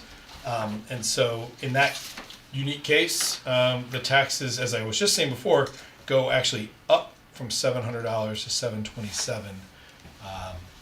And that's a function of, if you want to see it up here, it's over here. Whoa, that's cool. That's helpful. There we go. From 700 to 727, so a difference of $27, or an increase of, what is that, about $13.50 per car. That's what I was touching on earlier, that kind of is a little different than what we saw in the sample that we pulled, so it might be getting slightly skewed. I'm going to try to figure out if that's happening or not. But nonetheless, you can see the bulk, that is mostly a function of the fact that it's a pretty significant 3.7 mil increase. As you start to reduce the mill rate, let's say to 30, you'll see, actually it brings it right down to 0. You bring it to, let's see, 29. Yeah, as you start to go lower, you're seeing the average car tax bills go lower, even as obviously the properties That looks going good. higher. Okay, Yeah, so right that's a 4.9% increase in terms of the total budget, so looking at the budget. Yeah, so it's increase. recalculating exactly. So if Right now, we're at 7.34. correct. So if we go back to 3116, just for how this spreadsheet works, that $1,129 is a total of these two increases. On the right, almost entirely real estate. That tracks with, on page 4, the 1,129 at the bottom of that blue chart, and so that as a year-over-year percentage becomes this 12.72% total tax bill increase. Oh, tax bill increase, okay, not budget increase. Where does that relate to? What's that? What does it The relate to? $15 million gap that we have, how does that affect that number when you start playing with that? 1 mil equals one way to 4 get million. there would be, okay, so this yellow box is the one that we call a target mill rate, because that becomes the one we're talking about adjusting, right? And so we will start to fill in adjustments here. General government, let's say reductions, Board of Education reductions, debt service reductions, hopefully following our sale tomorrow, maybe some positive news there. Capital non-recurring, maybe changing that funding amount we talked about before. All those will be some adjustments to this. The way this spreadsheet, I've kind of designed this to work over the years, is that, let's see, theoretically, if you put in a flat mill rate here, 27.46, right? That matches today's mill rate. It will tell you in pink how far away you are from that flat. So we are $14.5 million away from a flat mill rate. You'll see that even a flat mill rate will actually average out to a taxpayer decrease, right? That's mostly driven because their cars are going down in value and their homes are staying the same in value because this is not a reval year, right? So all of this central section here, as we start to put on these tabs, and we have a few placeholder just titles, let's say we expect to decrease I don't know, our insurance. I know you're talking to the broker about possible savings in our plan. You'll see that come over as a town adjustment of $50,000, right? And then it will start to take away from the amount needed to get there, whether that's an increase in revenues or a decrease in expenditures. So we will start to combine a whole lot of items here and assumptions. Same on the revenue side, and then ultimately, right, use of fund equity is right here. You know, if you wanted to see an increased use of fund equity, like we just talked about, of $250,000, you'd see that here, and then go back to your mill rate and see how far, you know, how much further you went, right? So how much further you have to go to get to the target. Sean, Yes. if you just took the $15 million that were the gap Yep. Let me just delete and these. reduced it by a third to $10 million, what would the mill rate turn out to be? I'm just curious. Sure. Boy, our TV's having a great time today. Yeah. Hold on. It'll just drop at 1 mil about, right? Because it's 4. 1 mil is 4 million. So here, let me just kind of get this. 1.1. I need a new TV. That's not in the budget. If I go back to, you said 1/3, John? Or about, Or no, I'm say sorry. $5 million. Take $5 million off it. $5 million are the gap, so it's. So put, So yeah, if you- just Oh, in I'm grand sorry. total, Adjustment in put, revenues. Yeah, here. Let me just Yeah. pretend we have police car rental fee increases of $5 million. don't tell Neil, anybody in this room. Yeah. Problem solved. Yeah. Here we go. So now, 2.43. you remaining to the target 2.43. The other way to look at that is if you want to know what your mill rate comes to. God, this is hard to do here. That would be, let's see. It's right above it, Sean, it's the line right There above it is, 29.89. Thank you. It's easier when I can see my laptop. There we go. So now you're back to flat. What that is, to answer your question, John, is that is a 8.12% tax increase. It's an increase of 2.43 mils. And then you'll see here our remaining to cut to that target is now 0, or some rounding error near 0. I just was trying to order of magnitude Yeah, in my head. 100%. Yep. What it represented in mills and things. Okay. That's correct. So let's, Thank you. I'll try to make this even easier. Let's split the difference between current mill rate and your mill rate. And which is what, 20, Yeah, so I actually put that over here. I put a few little cheat sheet right here. like If you just went 29 down, even? it's 29.31 Okay, is actually 1.85 mils. Just 3 point. Remember, we had a 3.7 mil increase. So if you just take 3.7 and divide it by 2, you get 1.85. 30.16. And so that ends up being, oh my gosh, this is fun to do from afar. That is 29.31 mils, which ends up being a 6% tax increase, $535 per year. okay. And So then if to we get there use- is $7.2 billion. 535 and 2931. Okay, so I let's can email this use. to everyone. We've done that in the past. If you want. What's that? I can email this Excel Oh, spreadsheet. yeah. to you. All right, so for the purposes of a straw poll, let's use 2931 with an average tax increase of 535. Fiona, lower or higher? It depends what we lose. I can't go lower. So we'll call it a stay the same for now? Stay the same or go higher, yeah. Don? I prefer to go a little lower. So, let's do high and low, 1 and 1. Dave? Yeah, I'm lower, definitely. John?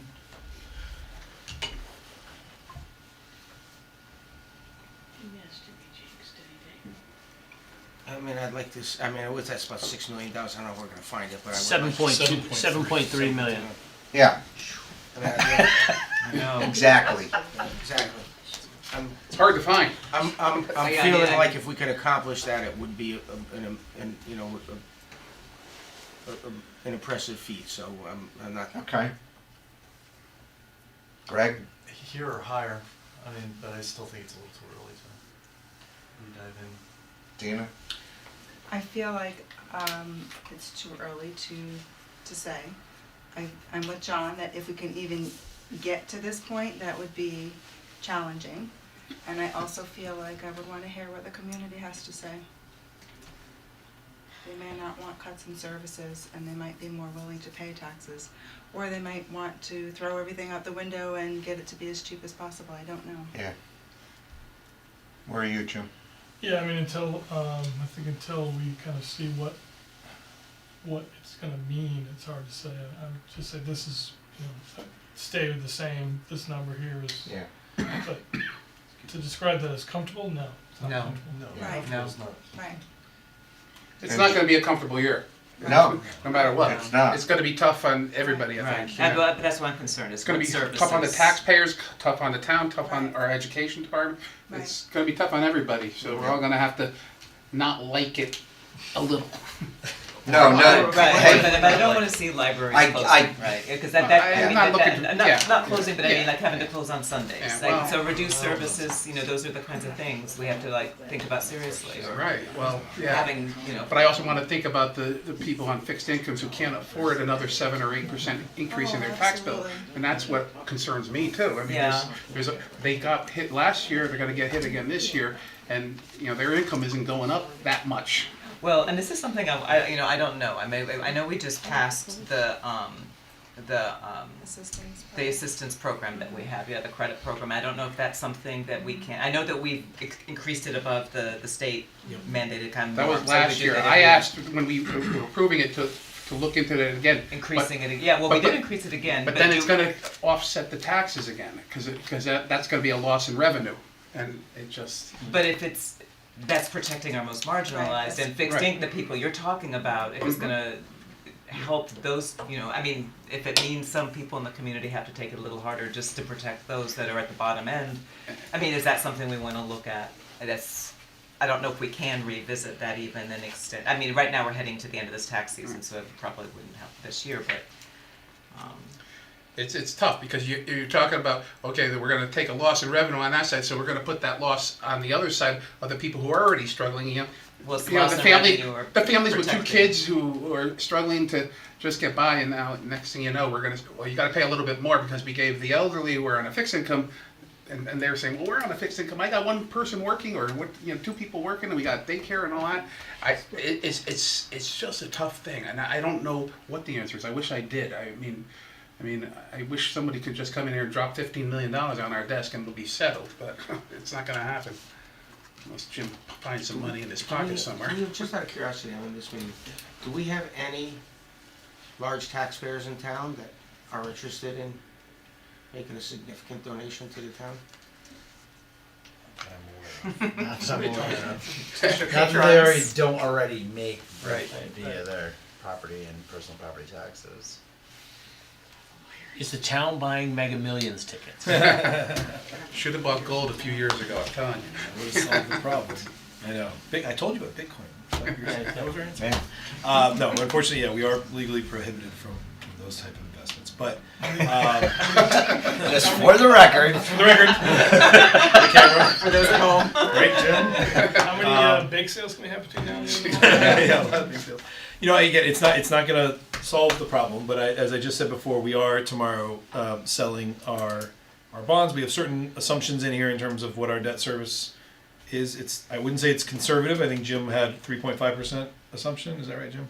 Yeah. You know, and maybe we get 3.3%, and we can trim some of the. There'll be some that I'll be able to come back to you maybe as early as Thursday with some expenditure adjustments that start to get there. But the other thing that probably will happen as these bonds are bid is, you know, what they call bond premium. They give a significant amount of cash up front. We've always put that in. We can continue to put that into our debt service reserve account, which has a current balance of about $4 million or so that we've been, you know, we plan for and apply that to future 20 years worth of future debt service to try to level off the total interest cost, they call it, the TIC. And we do have the option, we've done this in the past, to kind of decide how much, if we want to front load that a little bit more, knowing we have a couple tougher years to get through here. So I'll be getting back to you, and certainly probably can email something either tomorrow or so I'll have it by Thursday, with what we took in. This is the biggest bond sale we've had by 3 or 4 times. And so that'll be a little bit of an influx. Again, it's not cash to balance the budget, but it does help you get through a couple of years, a little bit of that. And then outside of that, we have some of the items we talked about before with revenues. On the revenue side, you know, the capital non-recurring expenditure side, we talked about a little bit. A reminder with revenues, it is always better to bend the expenditure curve because that becomes the basis in many ways for the future years. For future. And so a lot of these one-time funds are just exacerbated by a lot of these one-time revenue uses are exacerbated by an ever-increasing expenditure line. So I do think there needs to be some, look at the expenditure sides of the budget as well, and where that lands. And I think everyone just said around the table is exactly right. It's what are the policy implications and the service implications of any reductions there. And but if we do have an area we're looking towards, then we obviously as staff and the Board of Ed can come back with what the impact of that is.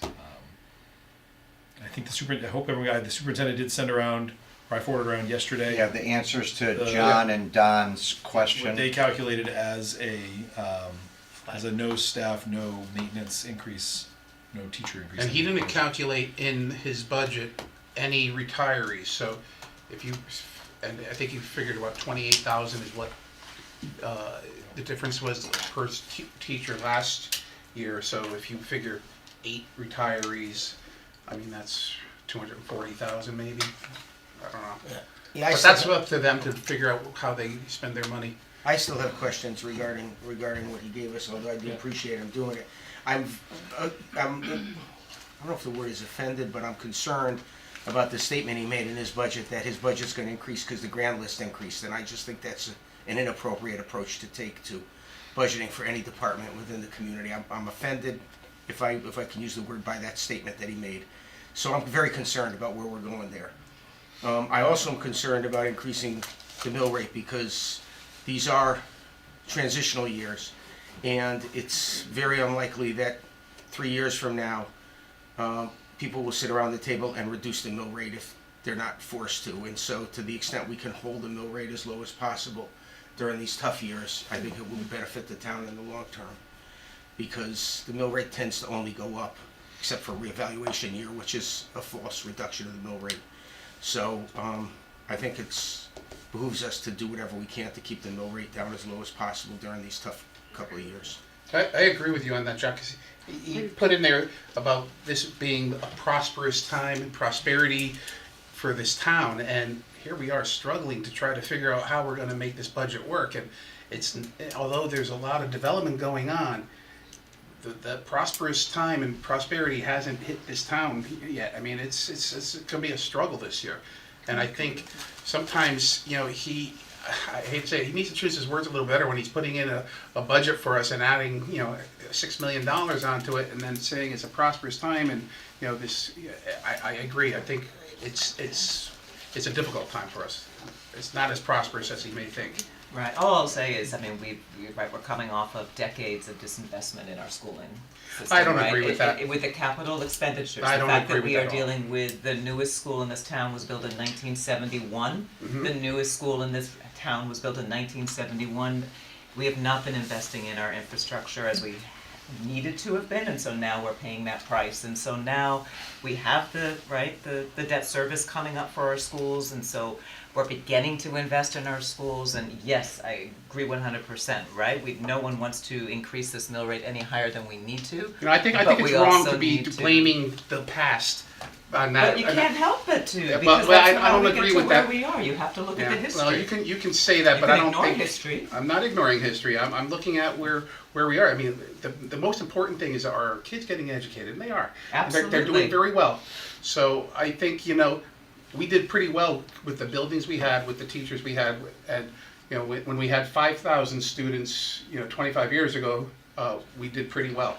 And I think we budgeted pretty well for these schools. So I don't agree that just because we haven't spent the money on the school buildings. I mean, every town goes through that, except the cities. The cities keep getting state money to build a new school every couple We're of not years. in competition with cities, we're Of not in course not. competition with No. other towns, I don't believe. No. But we do know that our schools have closed because there is no air conditioning because they're too hot in the fall, right? We've seen that, I've been in those buildings, and so those buildings are insufficient in 2025.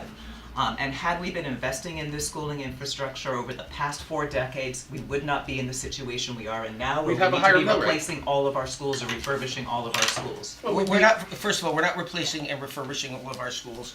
We've done a reasonable amount of investment in maintaining our schools. It's an inappropriate statement to say we're replacing and refurbishing all our schools. I disagree totally.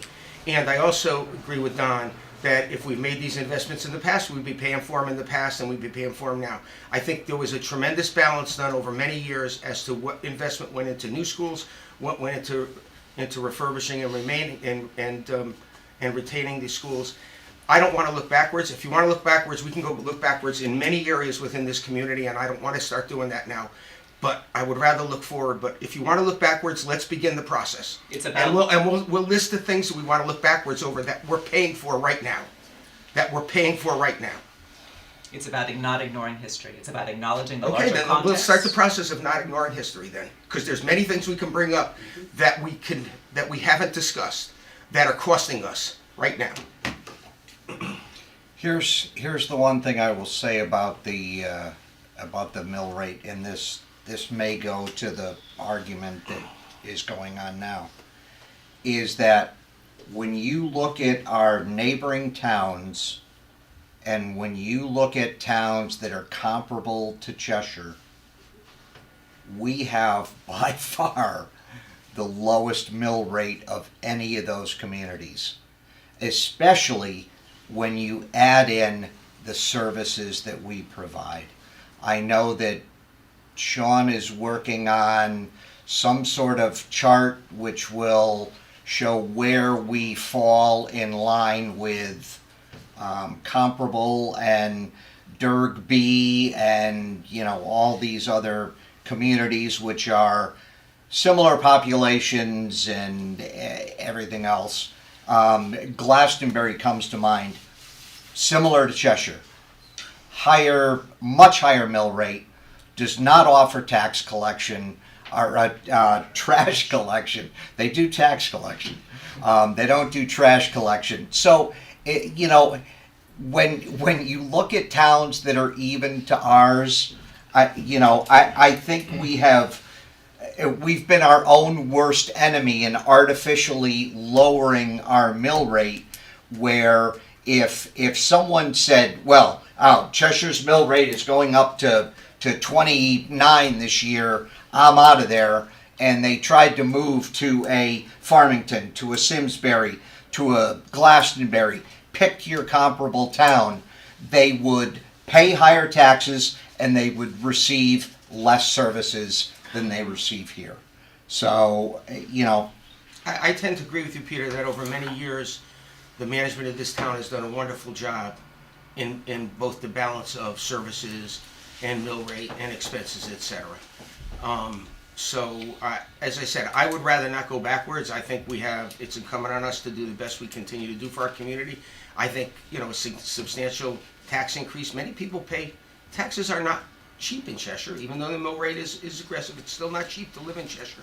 And you know, we talk about the schools being great. Well, if the schools start to diminish in quality, if the mill rate starts to go up, people won't want to move to Cheshire. Our investments will start to diminish. It happens in many towns. We've seen it happen in towns adjacent to us. So I think we have an obligation to continue to do the good work we've been doing. And I'm prepared to look forward and work together to do that. But I as I said, I don't want to criticize. I've been only on the council for a short amount of time, but I've appreciated what councils in the past, both Democrat and Republican, have done for this community, and I hope we can continue to do that. And I recognize all the hard work as well. I know it's not obviously, right? This is our second budget season for many of us around this table. Many of you have been here on this committee many more years than we have. And this incredibly difficult work. There are difficult choices to be made. But I think it's important to acknowledge that larger context, that why we are where we are now is because we are having to think about our infrastructure in a way that we have not. But we are looking forward, and I look forward to being a part of this conversation as we think about how we're going to address the high school, because the high school has yet to be addressed. But I'm looking forward to bringing these 2 new elementary schools online. They're amazing, they look beautiful, I think they're an incredible contribution to our community. But this is only the beginning. Yep. I don't wanna go backward either, the word backward has been Well, mentioned no a one few wants to times. go backward, yeah. No, what I'm saying is, if the mill rate is too low, then we're talking about reducing staff by a significant number, which is going backward, which is reducing our, operational efficiency and effectiveness. That is going backwards. It's less police officers, it's less teachers, assessors, whatever department you look at. If we're talking about cutting $10 million, it's a significant number of people. So that is going backward. The only, the last thing before I give the public a chance, the only other thing, and I don't want to end on a down note, but I think we're already there. yeah, we are. We're kind of looking forward to 2 years from now when we start seeing the revenue from the north end. Just to put it into perspective, the revenue from the north end is going to get us about, and keep me honest, Sean, about $5 million in tax revenue. Annually, yeah, I think all Annually. with, maybe a little higher, I'm hoping it's a little higher than that, but it'll depend on where personal properties come in and everything else, but between 5 and 6, right, Andrew, I'd say? And we won't realize that for 2 years. To put it into perspective, the education budget alone this year was asking for a $6 million increase, which is $1 million more than we're projected to start getting from the north end in 2 years. So, on that happy note, And with that, so. and I'll come back and do but I want to give the public that's waited patiently for 2 hours an opportunity. If you guys want to speak, bring up anything, now is your time. I guess I'm on the public. You are. You can sit. We can all hear you. Raptured with all this talk about the budget. Is there such a thing as a split rate for people who are retired?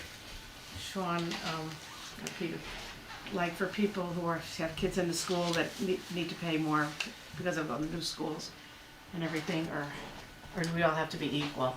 Yeah, Or I have think they ever do that in any other town? That was just a question I the only had. versions of that are the tax relief programs that the council Yeah. Yeah. has adopted and supports, but no, everyone gets, Has to right, bear that, it that equally. lowers the tax bill, Mhm. the net amount they have to pay, or assessment. Because right now, it costs $21,000 on average per kid to educate in this town, so, that's where people like you or me, we're helping to offset those Right. costs as well, because Right. that's how you pay your taxes, that's how it works. I But we grew up also in understand. Waterbury, and I came here because I worked in all 4 prisons in Cheshire and the women's prison. But that's why generally, because I came here because of my job was in Cheshire. And I found a house I Although I liked, would but say I it's wasn't also- educated there. It's also supported the property values that average Right. $450,000 Right. per house. Right. Yes. Well, thank you for that answer. I want to address all of you. As you know, most of you all know that I started a walking group in Cheshire actually 3 years ago this month in April, and it's been going pretty well. And we just got this. I just got this about a week ago, and I'll hand it around. It's a brochure of Cheshire Trail Trekkers, which is now under the auspices of Park and Rec. And as Elizabeth Main always tells me, Bryna, it's not a group, it's a program. We say it's a group, but she says, no, it's not a group. So, maybe you've seen it, Sean? Oh, yes. You've seen it? Okay, great. It's great. There's some pictures in it, and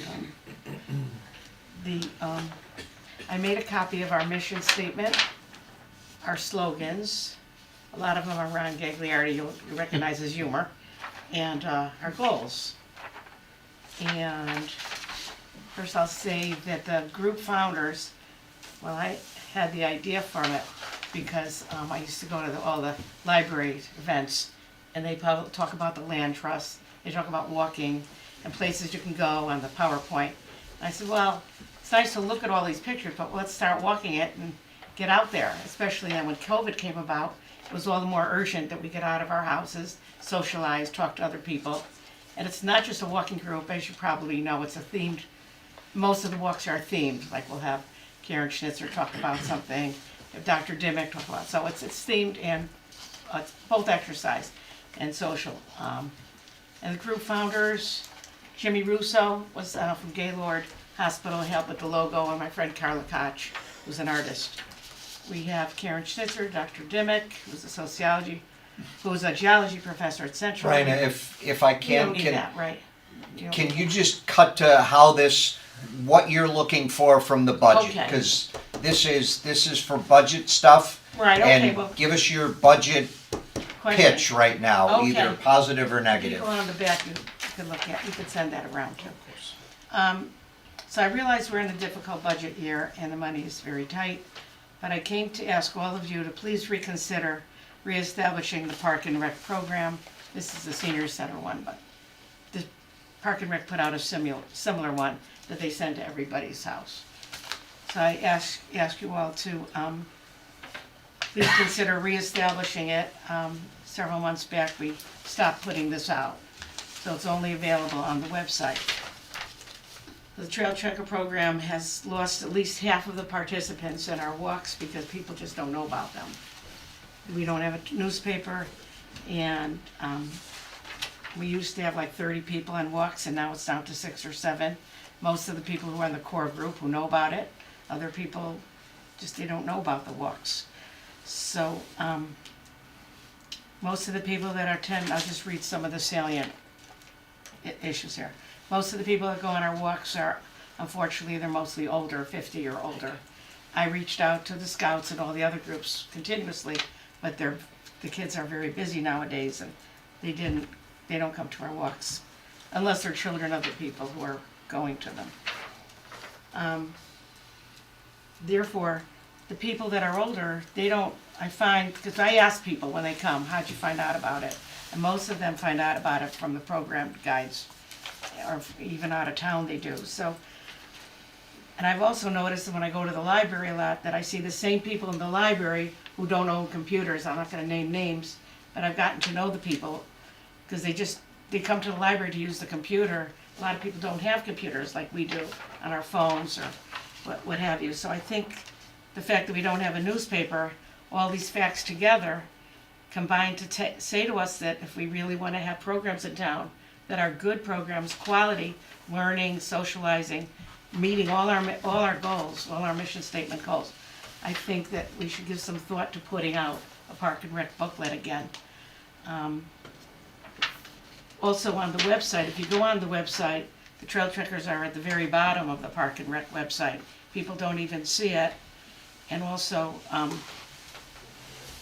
I've talked to other people. It's not just about the Trail Trekkers. It's about other people. So someone said to me that their dog goes on a regular basis to the Park and Rec. They have dog obedience classes, and they don't even know when they are anymore. And this is one of the this person who talked to me is a leader in town. And people complain to me, and a lot of people, when we stopped over the winter, we didn't have any of these trekker events. They just stopped. We had them all planned. They're in our books and in my calendar, but I guess Park and Rec was lacking staff. And I kept calling and people kept asking me, Brian, what's happening to the trail truckers? I called and they said, well, we're short of staff right now at the Park and Rec Department. Then we waited, and the next thing I know, we're gonna start up again, but for the last 6 months, we haven't had anything. I guess people don't know about it, there's no newspapers, people don't realize what's happening, but the other thing is, by just putting it on the website, people don't know to look on the website to see if there's a park and rec activity going on. Because if we don't make it in time for the booklet, which is put out on a semester basis, people don't know when it's, so if we start it in the middle of the semester, people don't know to look on the website. So this is like, people look at it for January, July, whatever, a couple times a year, they pick it up, see what's happening. But if we put them on spontaneously, in the middle of the semester, people don't know about it. And they don't just go on the computer. I wonder, some people say to me they go on every few weeks and nothing's there. When is it gonna be there? There's no prompting. And I just think having it done regularly will really contribute to making it a quality program. Because we work hard. We go to meetings, we ask around. Eric Nelson downstairs, he's gonna be leading a walk. A couple of us, we're leading walks, and then next thing we know, they're canceled, we don't know. Like Ron Cotron was gonna give a walk, and then last thing we know, we never heard. Nobody called him back. I just wish that, things could go back to having it publicized like they used to. And I know I used to write articles in all the newspapers, as you probably know, but it's hard right now to get people together. We'll have recreation, I think, next week. And in the meantime, I'll have a conversation with John about what the cost is. To put out a book. I mean, Yeah. I would contribute to it. I think there are a lot, our walks are free, but, if they wanna charge or something, I would be okay with it. If you can get us I just $15 would million, like to- that'll be great. How much do you want? 15 million. Yeah. Are you- For the low bargain price. Yeah. So Thank I you. could do the 15.00, but not the 0000. Right. Are you Thank- looking at more like thank a you, monthly Brian. thing? Are you looking for like a monthly thing, like the senior center we- puts out, or are you looking for? no, Is that, or are you looking? Something like this, and then you look up, Right, but we that's go by a and month. see- That they put that out monthly. No, right? this is put out like about twice a year, maybe 2-3 times a year. Senior center This does is the monthly. senior center one, Sean. Yeah, Senior center that's is monthly. I know, because I I don't think it advertise comes out monthly, does it? Yeah, it does. Brian, Oh, how do these but people not for the register Park for and Rec, this I don't program? think. How do they register for the program? Is it Park That online? and was Rec. something I was gonna Is say. it that I didn't want- online or? I didn't wanna say that because I wanna take time, but I wanna answer that, Dina, please, if you don't mind. People would, and I talked about this, Peter, Park and Rec has a thing that's different from other towns in Cheshire. They want you to fill out a paper every time you go on an event. This is your name, do you have any allergies, who's your next of kin? It's quite a lot of questions on it, and it's a registration form. Now, in Southington, they copied our group, and they have the Tuesday Trekkers after our group, actually. And they only have to fill out one form, and then call up and say, I'm going on the next one, or email. But now Cheshire has it so that we have to fill out one for every walk we go on. But I know they told me that if you go on the whole semester, you could use one paper. But this is going back and forth, and even John Golick, the last time I asked him, and then I asked you, Peter, or something else, they say something different, that you can do one a year. That sounds like a waiver though, my question is. It's a waiver form, It's a exactly, waiver, How yeah. are it they is a registering liability, for it this? is. Do they need to go online to register, or do they register through a paper form and, Either way. You can Okay. go down, but if you go You can call down, them, you have use to them still every- fill out the paper. Some people just go down and fill it out there, Okay, but you can do it online. okay. But it's not easy because That's the what I'm wondering, password if is about everybody is 15 registering numbers. online, then they're kind of used to going online as well. Right, I would also recommend to you and your group of participants, right. it's my understanding that you can subscribe to the Park and Rec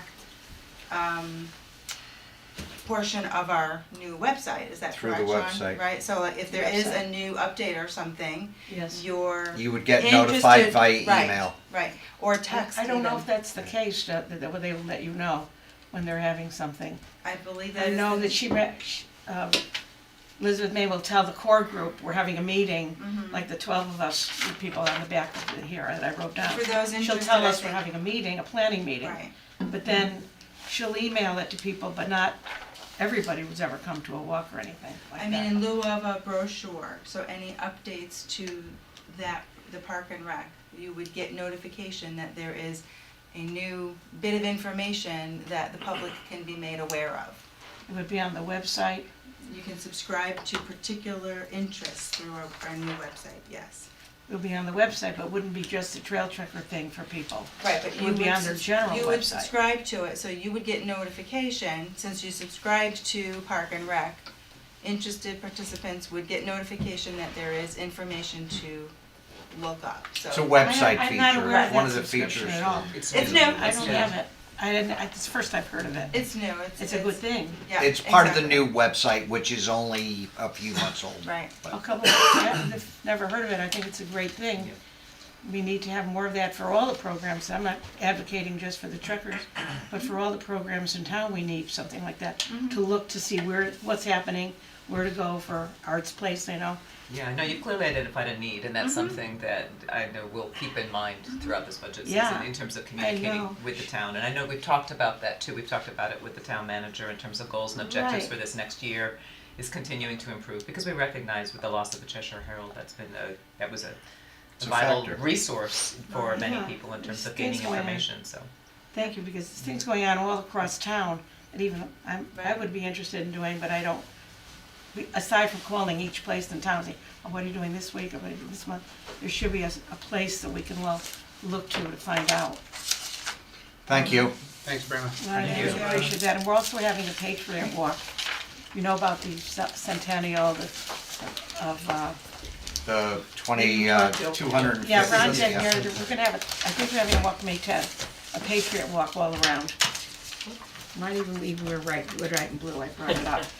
Everybody liked that Tom idea. Brady's coming. So Mr. if you all wanna Falk? come. Oh, I'd you're love welcome to say a few words. Absolutely. Okay. Please. Come to our walks, And you everybody. can stay right there to do it, too. That's what I like.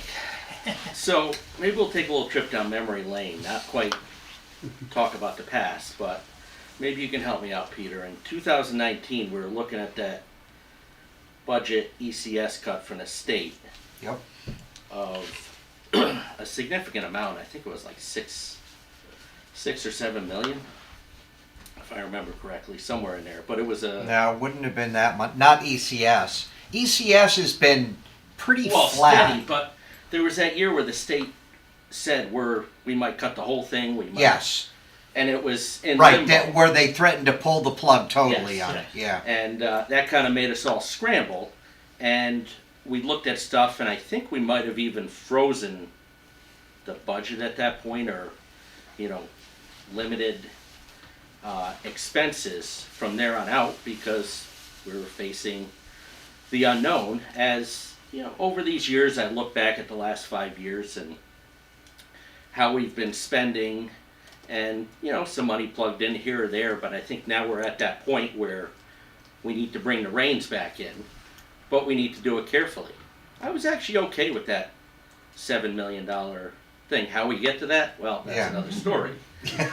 It looked good up on the Yeah, screen. it I know. does. It looks always good on does. paper, yeah. Always does. But one of the focal points I think we need to have, and one of the key components of the town, is our bond rating, right, Jim? That kind of drives us and keeps us within that borrowing percentage. So there's a lot of stuff besides just a number up on a screen of where we'd like to go to.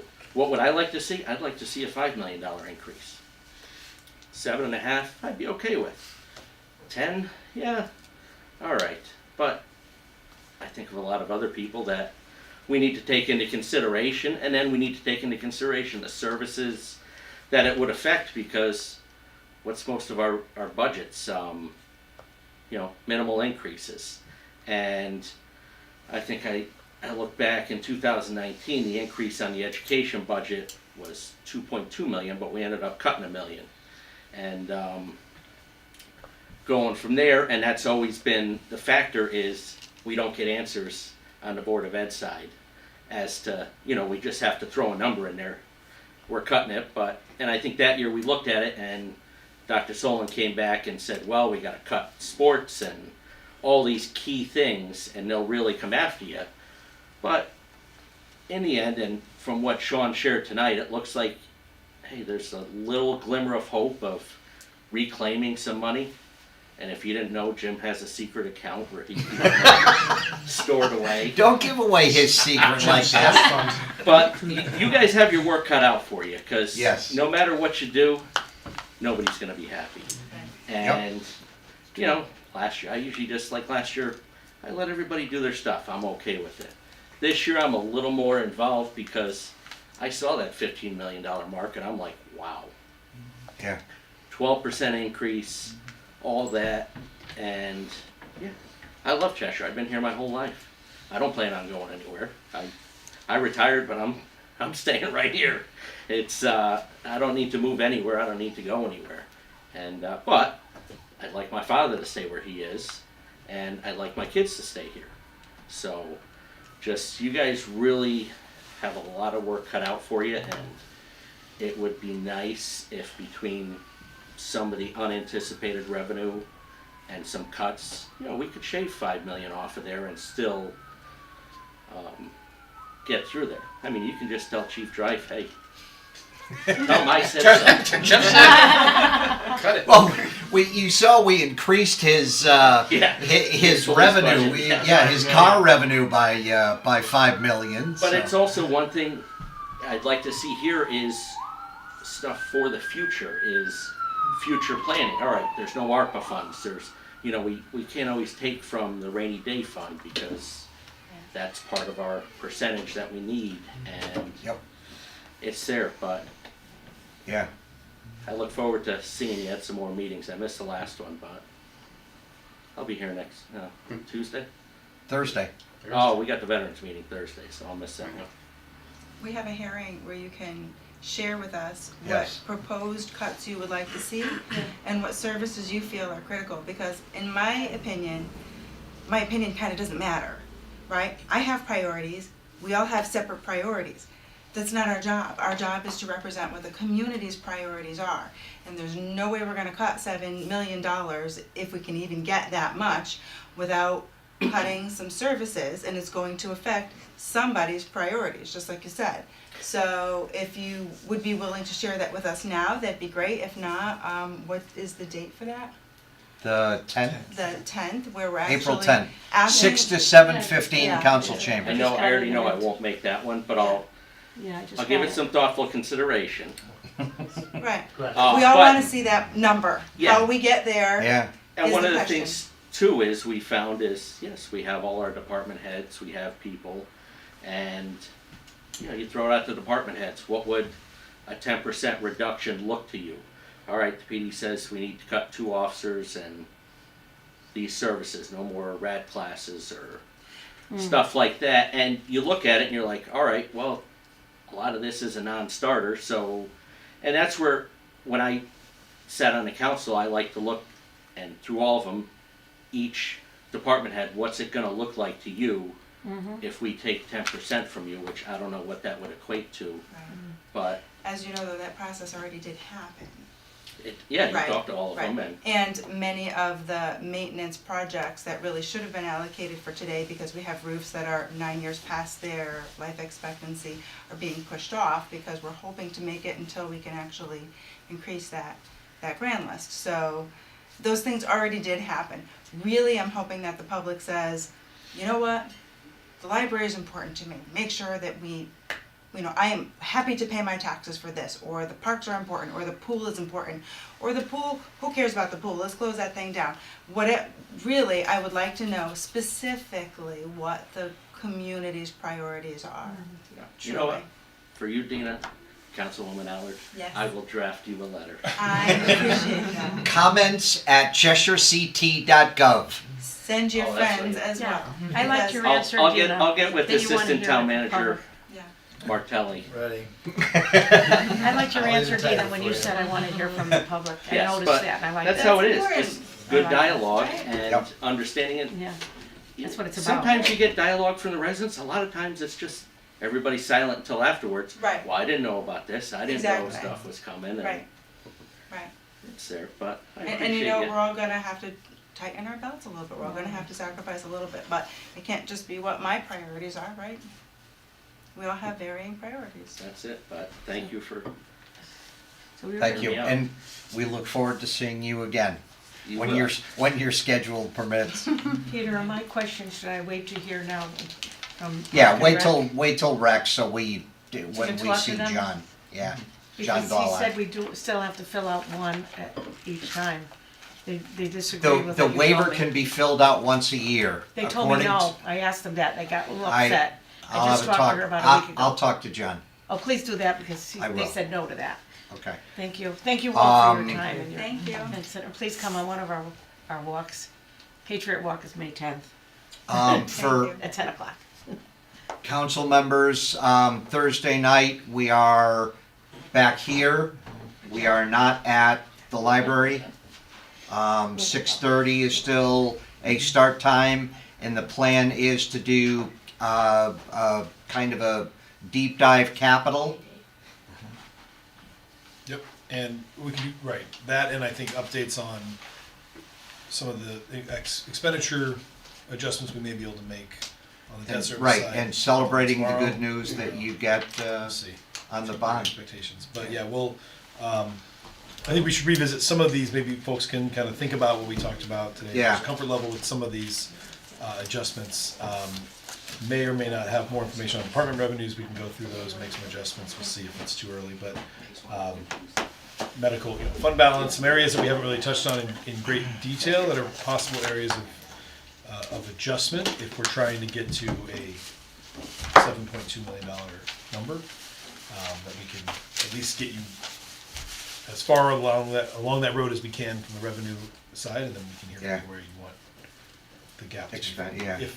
Sean, can you send that chart, that? So it's for the library, it's capital instead of, Yeah, so It's right, it's capital and it'll be here because I won't be here. so I in will- chambers, okay. So I'm catching Yep. up people after. I have one more question. Yeah.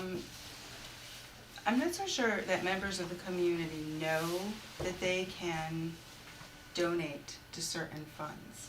Because when we speak about it in the council meetings, it's, this clumped together consent agreement that's listed but not necessarily, stated. And some of the funds that we receive are through, generous donations from people. If there happens to be somebody out there who really wants to donate $15 million, That's what John was trying to get to. right? That would be great. Obviously, I'm joking, but I'm just not so sure that members of the community are even aware that they could potentially donate. I'm not even so sure that I'm aware of all of the gift accounts that are available for people to donate. And it might be a passion project for people to at least offer. Of course, it's not going to, close the gap, but if it's something that people do feel passionate about and they have the extra funds, I think that we should make sure that the community knows that that's an option for them. certainly, no, So there's human services, and there's library, and there's police, what else is there? Fire, police and fire, human services, library, those are yeah. the main ones. The Sean Kimball. Yeah, there's no. Yeah, it reminds me, there's no Friends of Public Works fund yet, but he's still looking for a, somebody to start that. The Friends of Public Works right, gift account, the wastewater Senior treatment center, plant gift people account. donate to the senior center a lot. Yeah. Dina, I put the library in my trust fund in my will. There That's you go. wonderful. See, that's really I wonderful. hope that public comment is Yeah. okay. But So it is the- in there. Always. The thousands of viewers for our meetings might not be aware. Person your will. Let me get my brochure, but I don't know. But we can certainly talk, especially, I'll talk with the department heads of those various groups and see if we can't pull together I something did to do it. I did. publicize or try to promote it more, either through our website Or even just mention it Everybody was nice to me. with greater detail in our meetings, Oh, sure. you know? Certainly, that's The always an option. thousands Yep. of viewers Yep, yep. might be missing that. Anyone else? I'll entertain a motion. Second. Wow, Wow. 1 and 1. We have Ready to go. Mr. Walsh on the motion and Mr. Jinks on the second. All in favor? Aye. Unanimous. Good night, everyone. See you Thursday.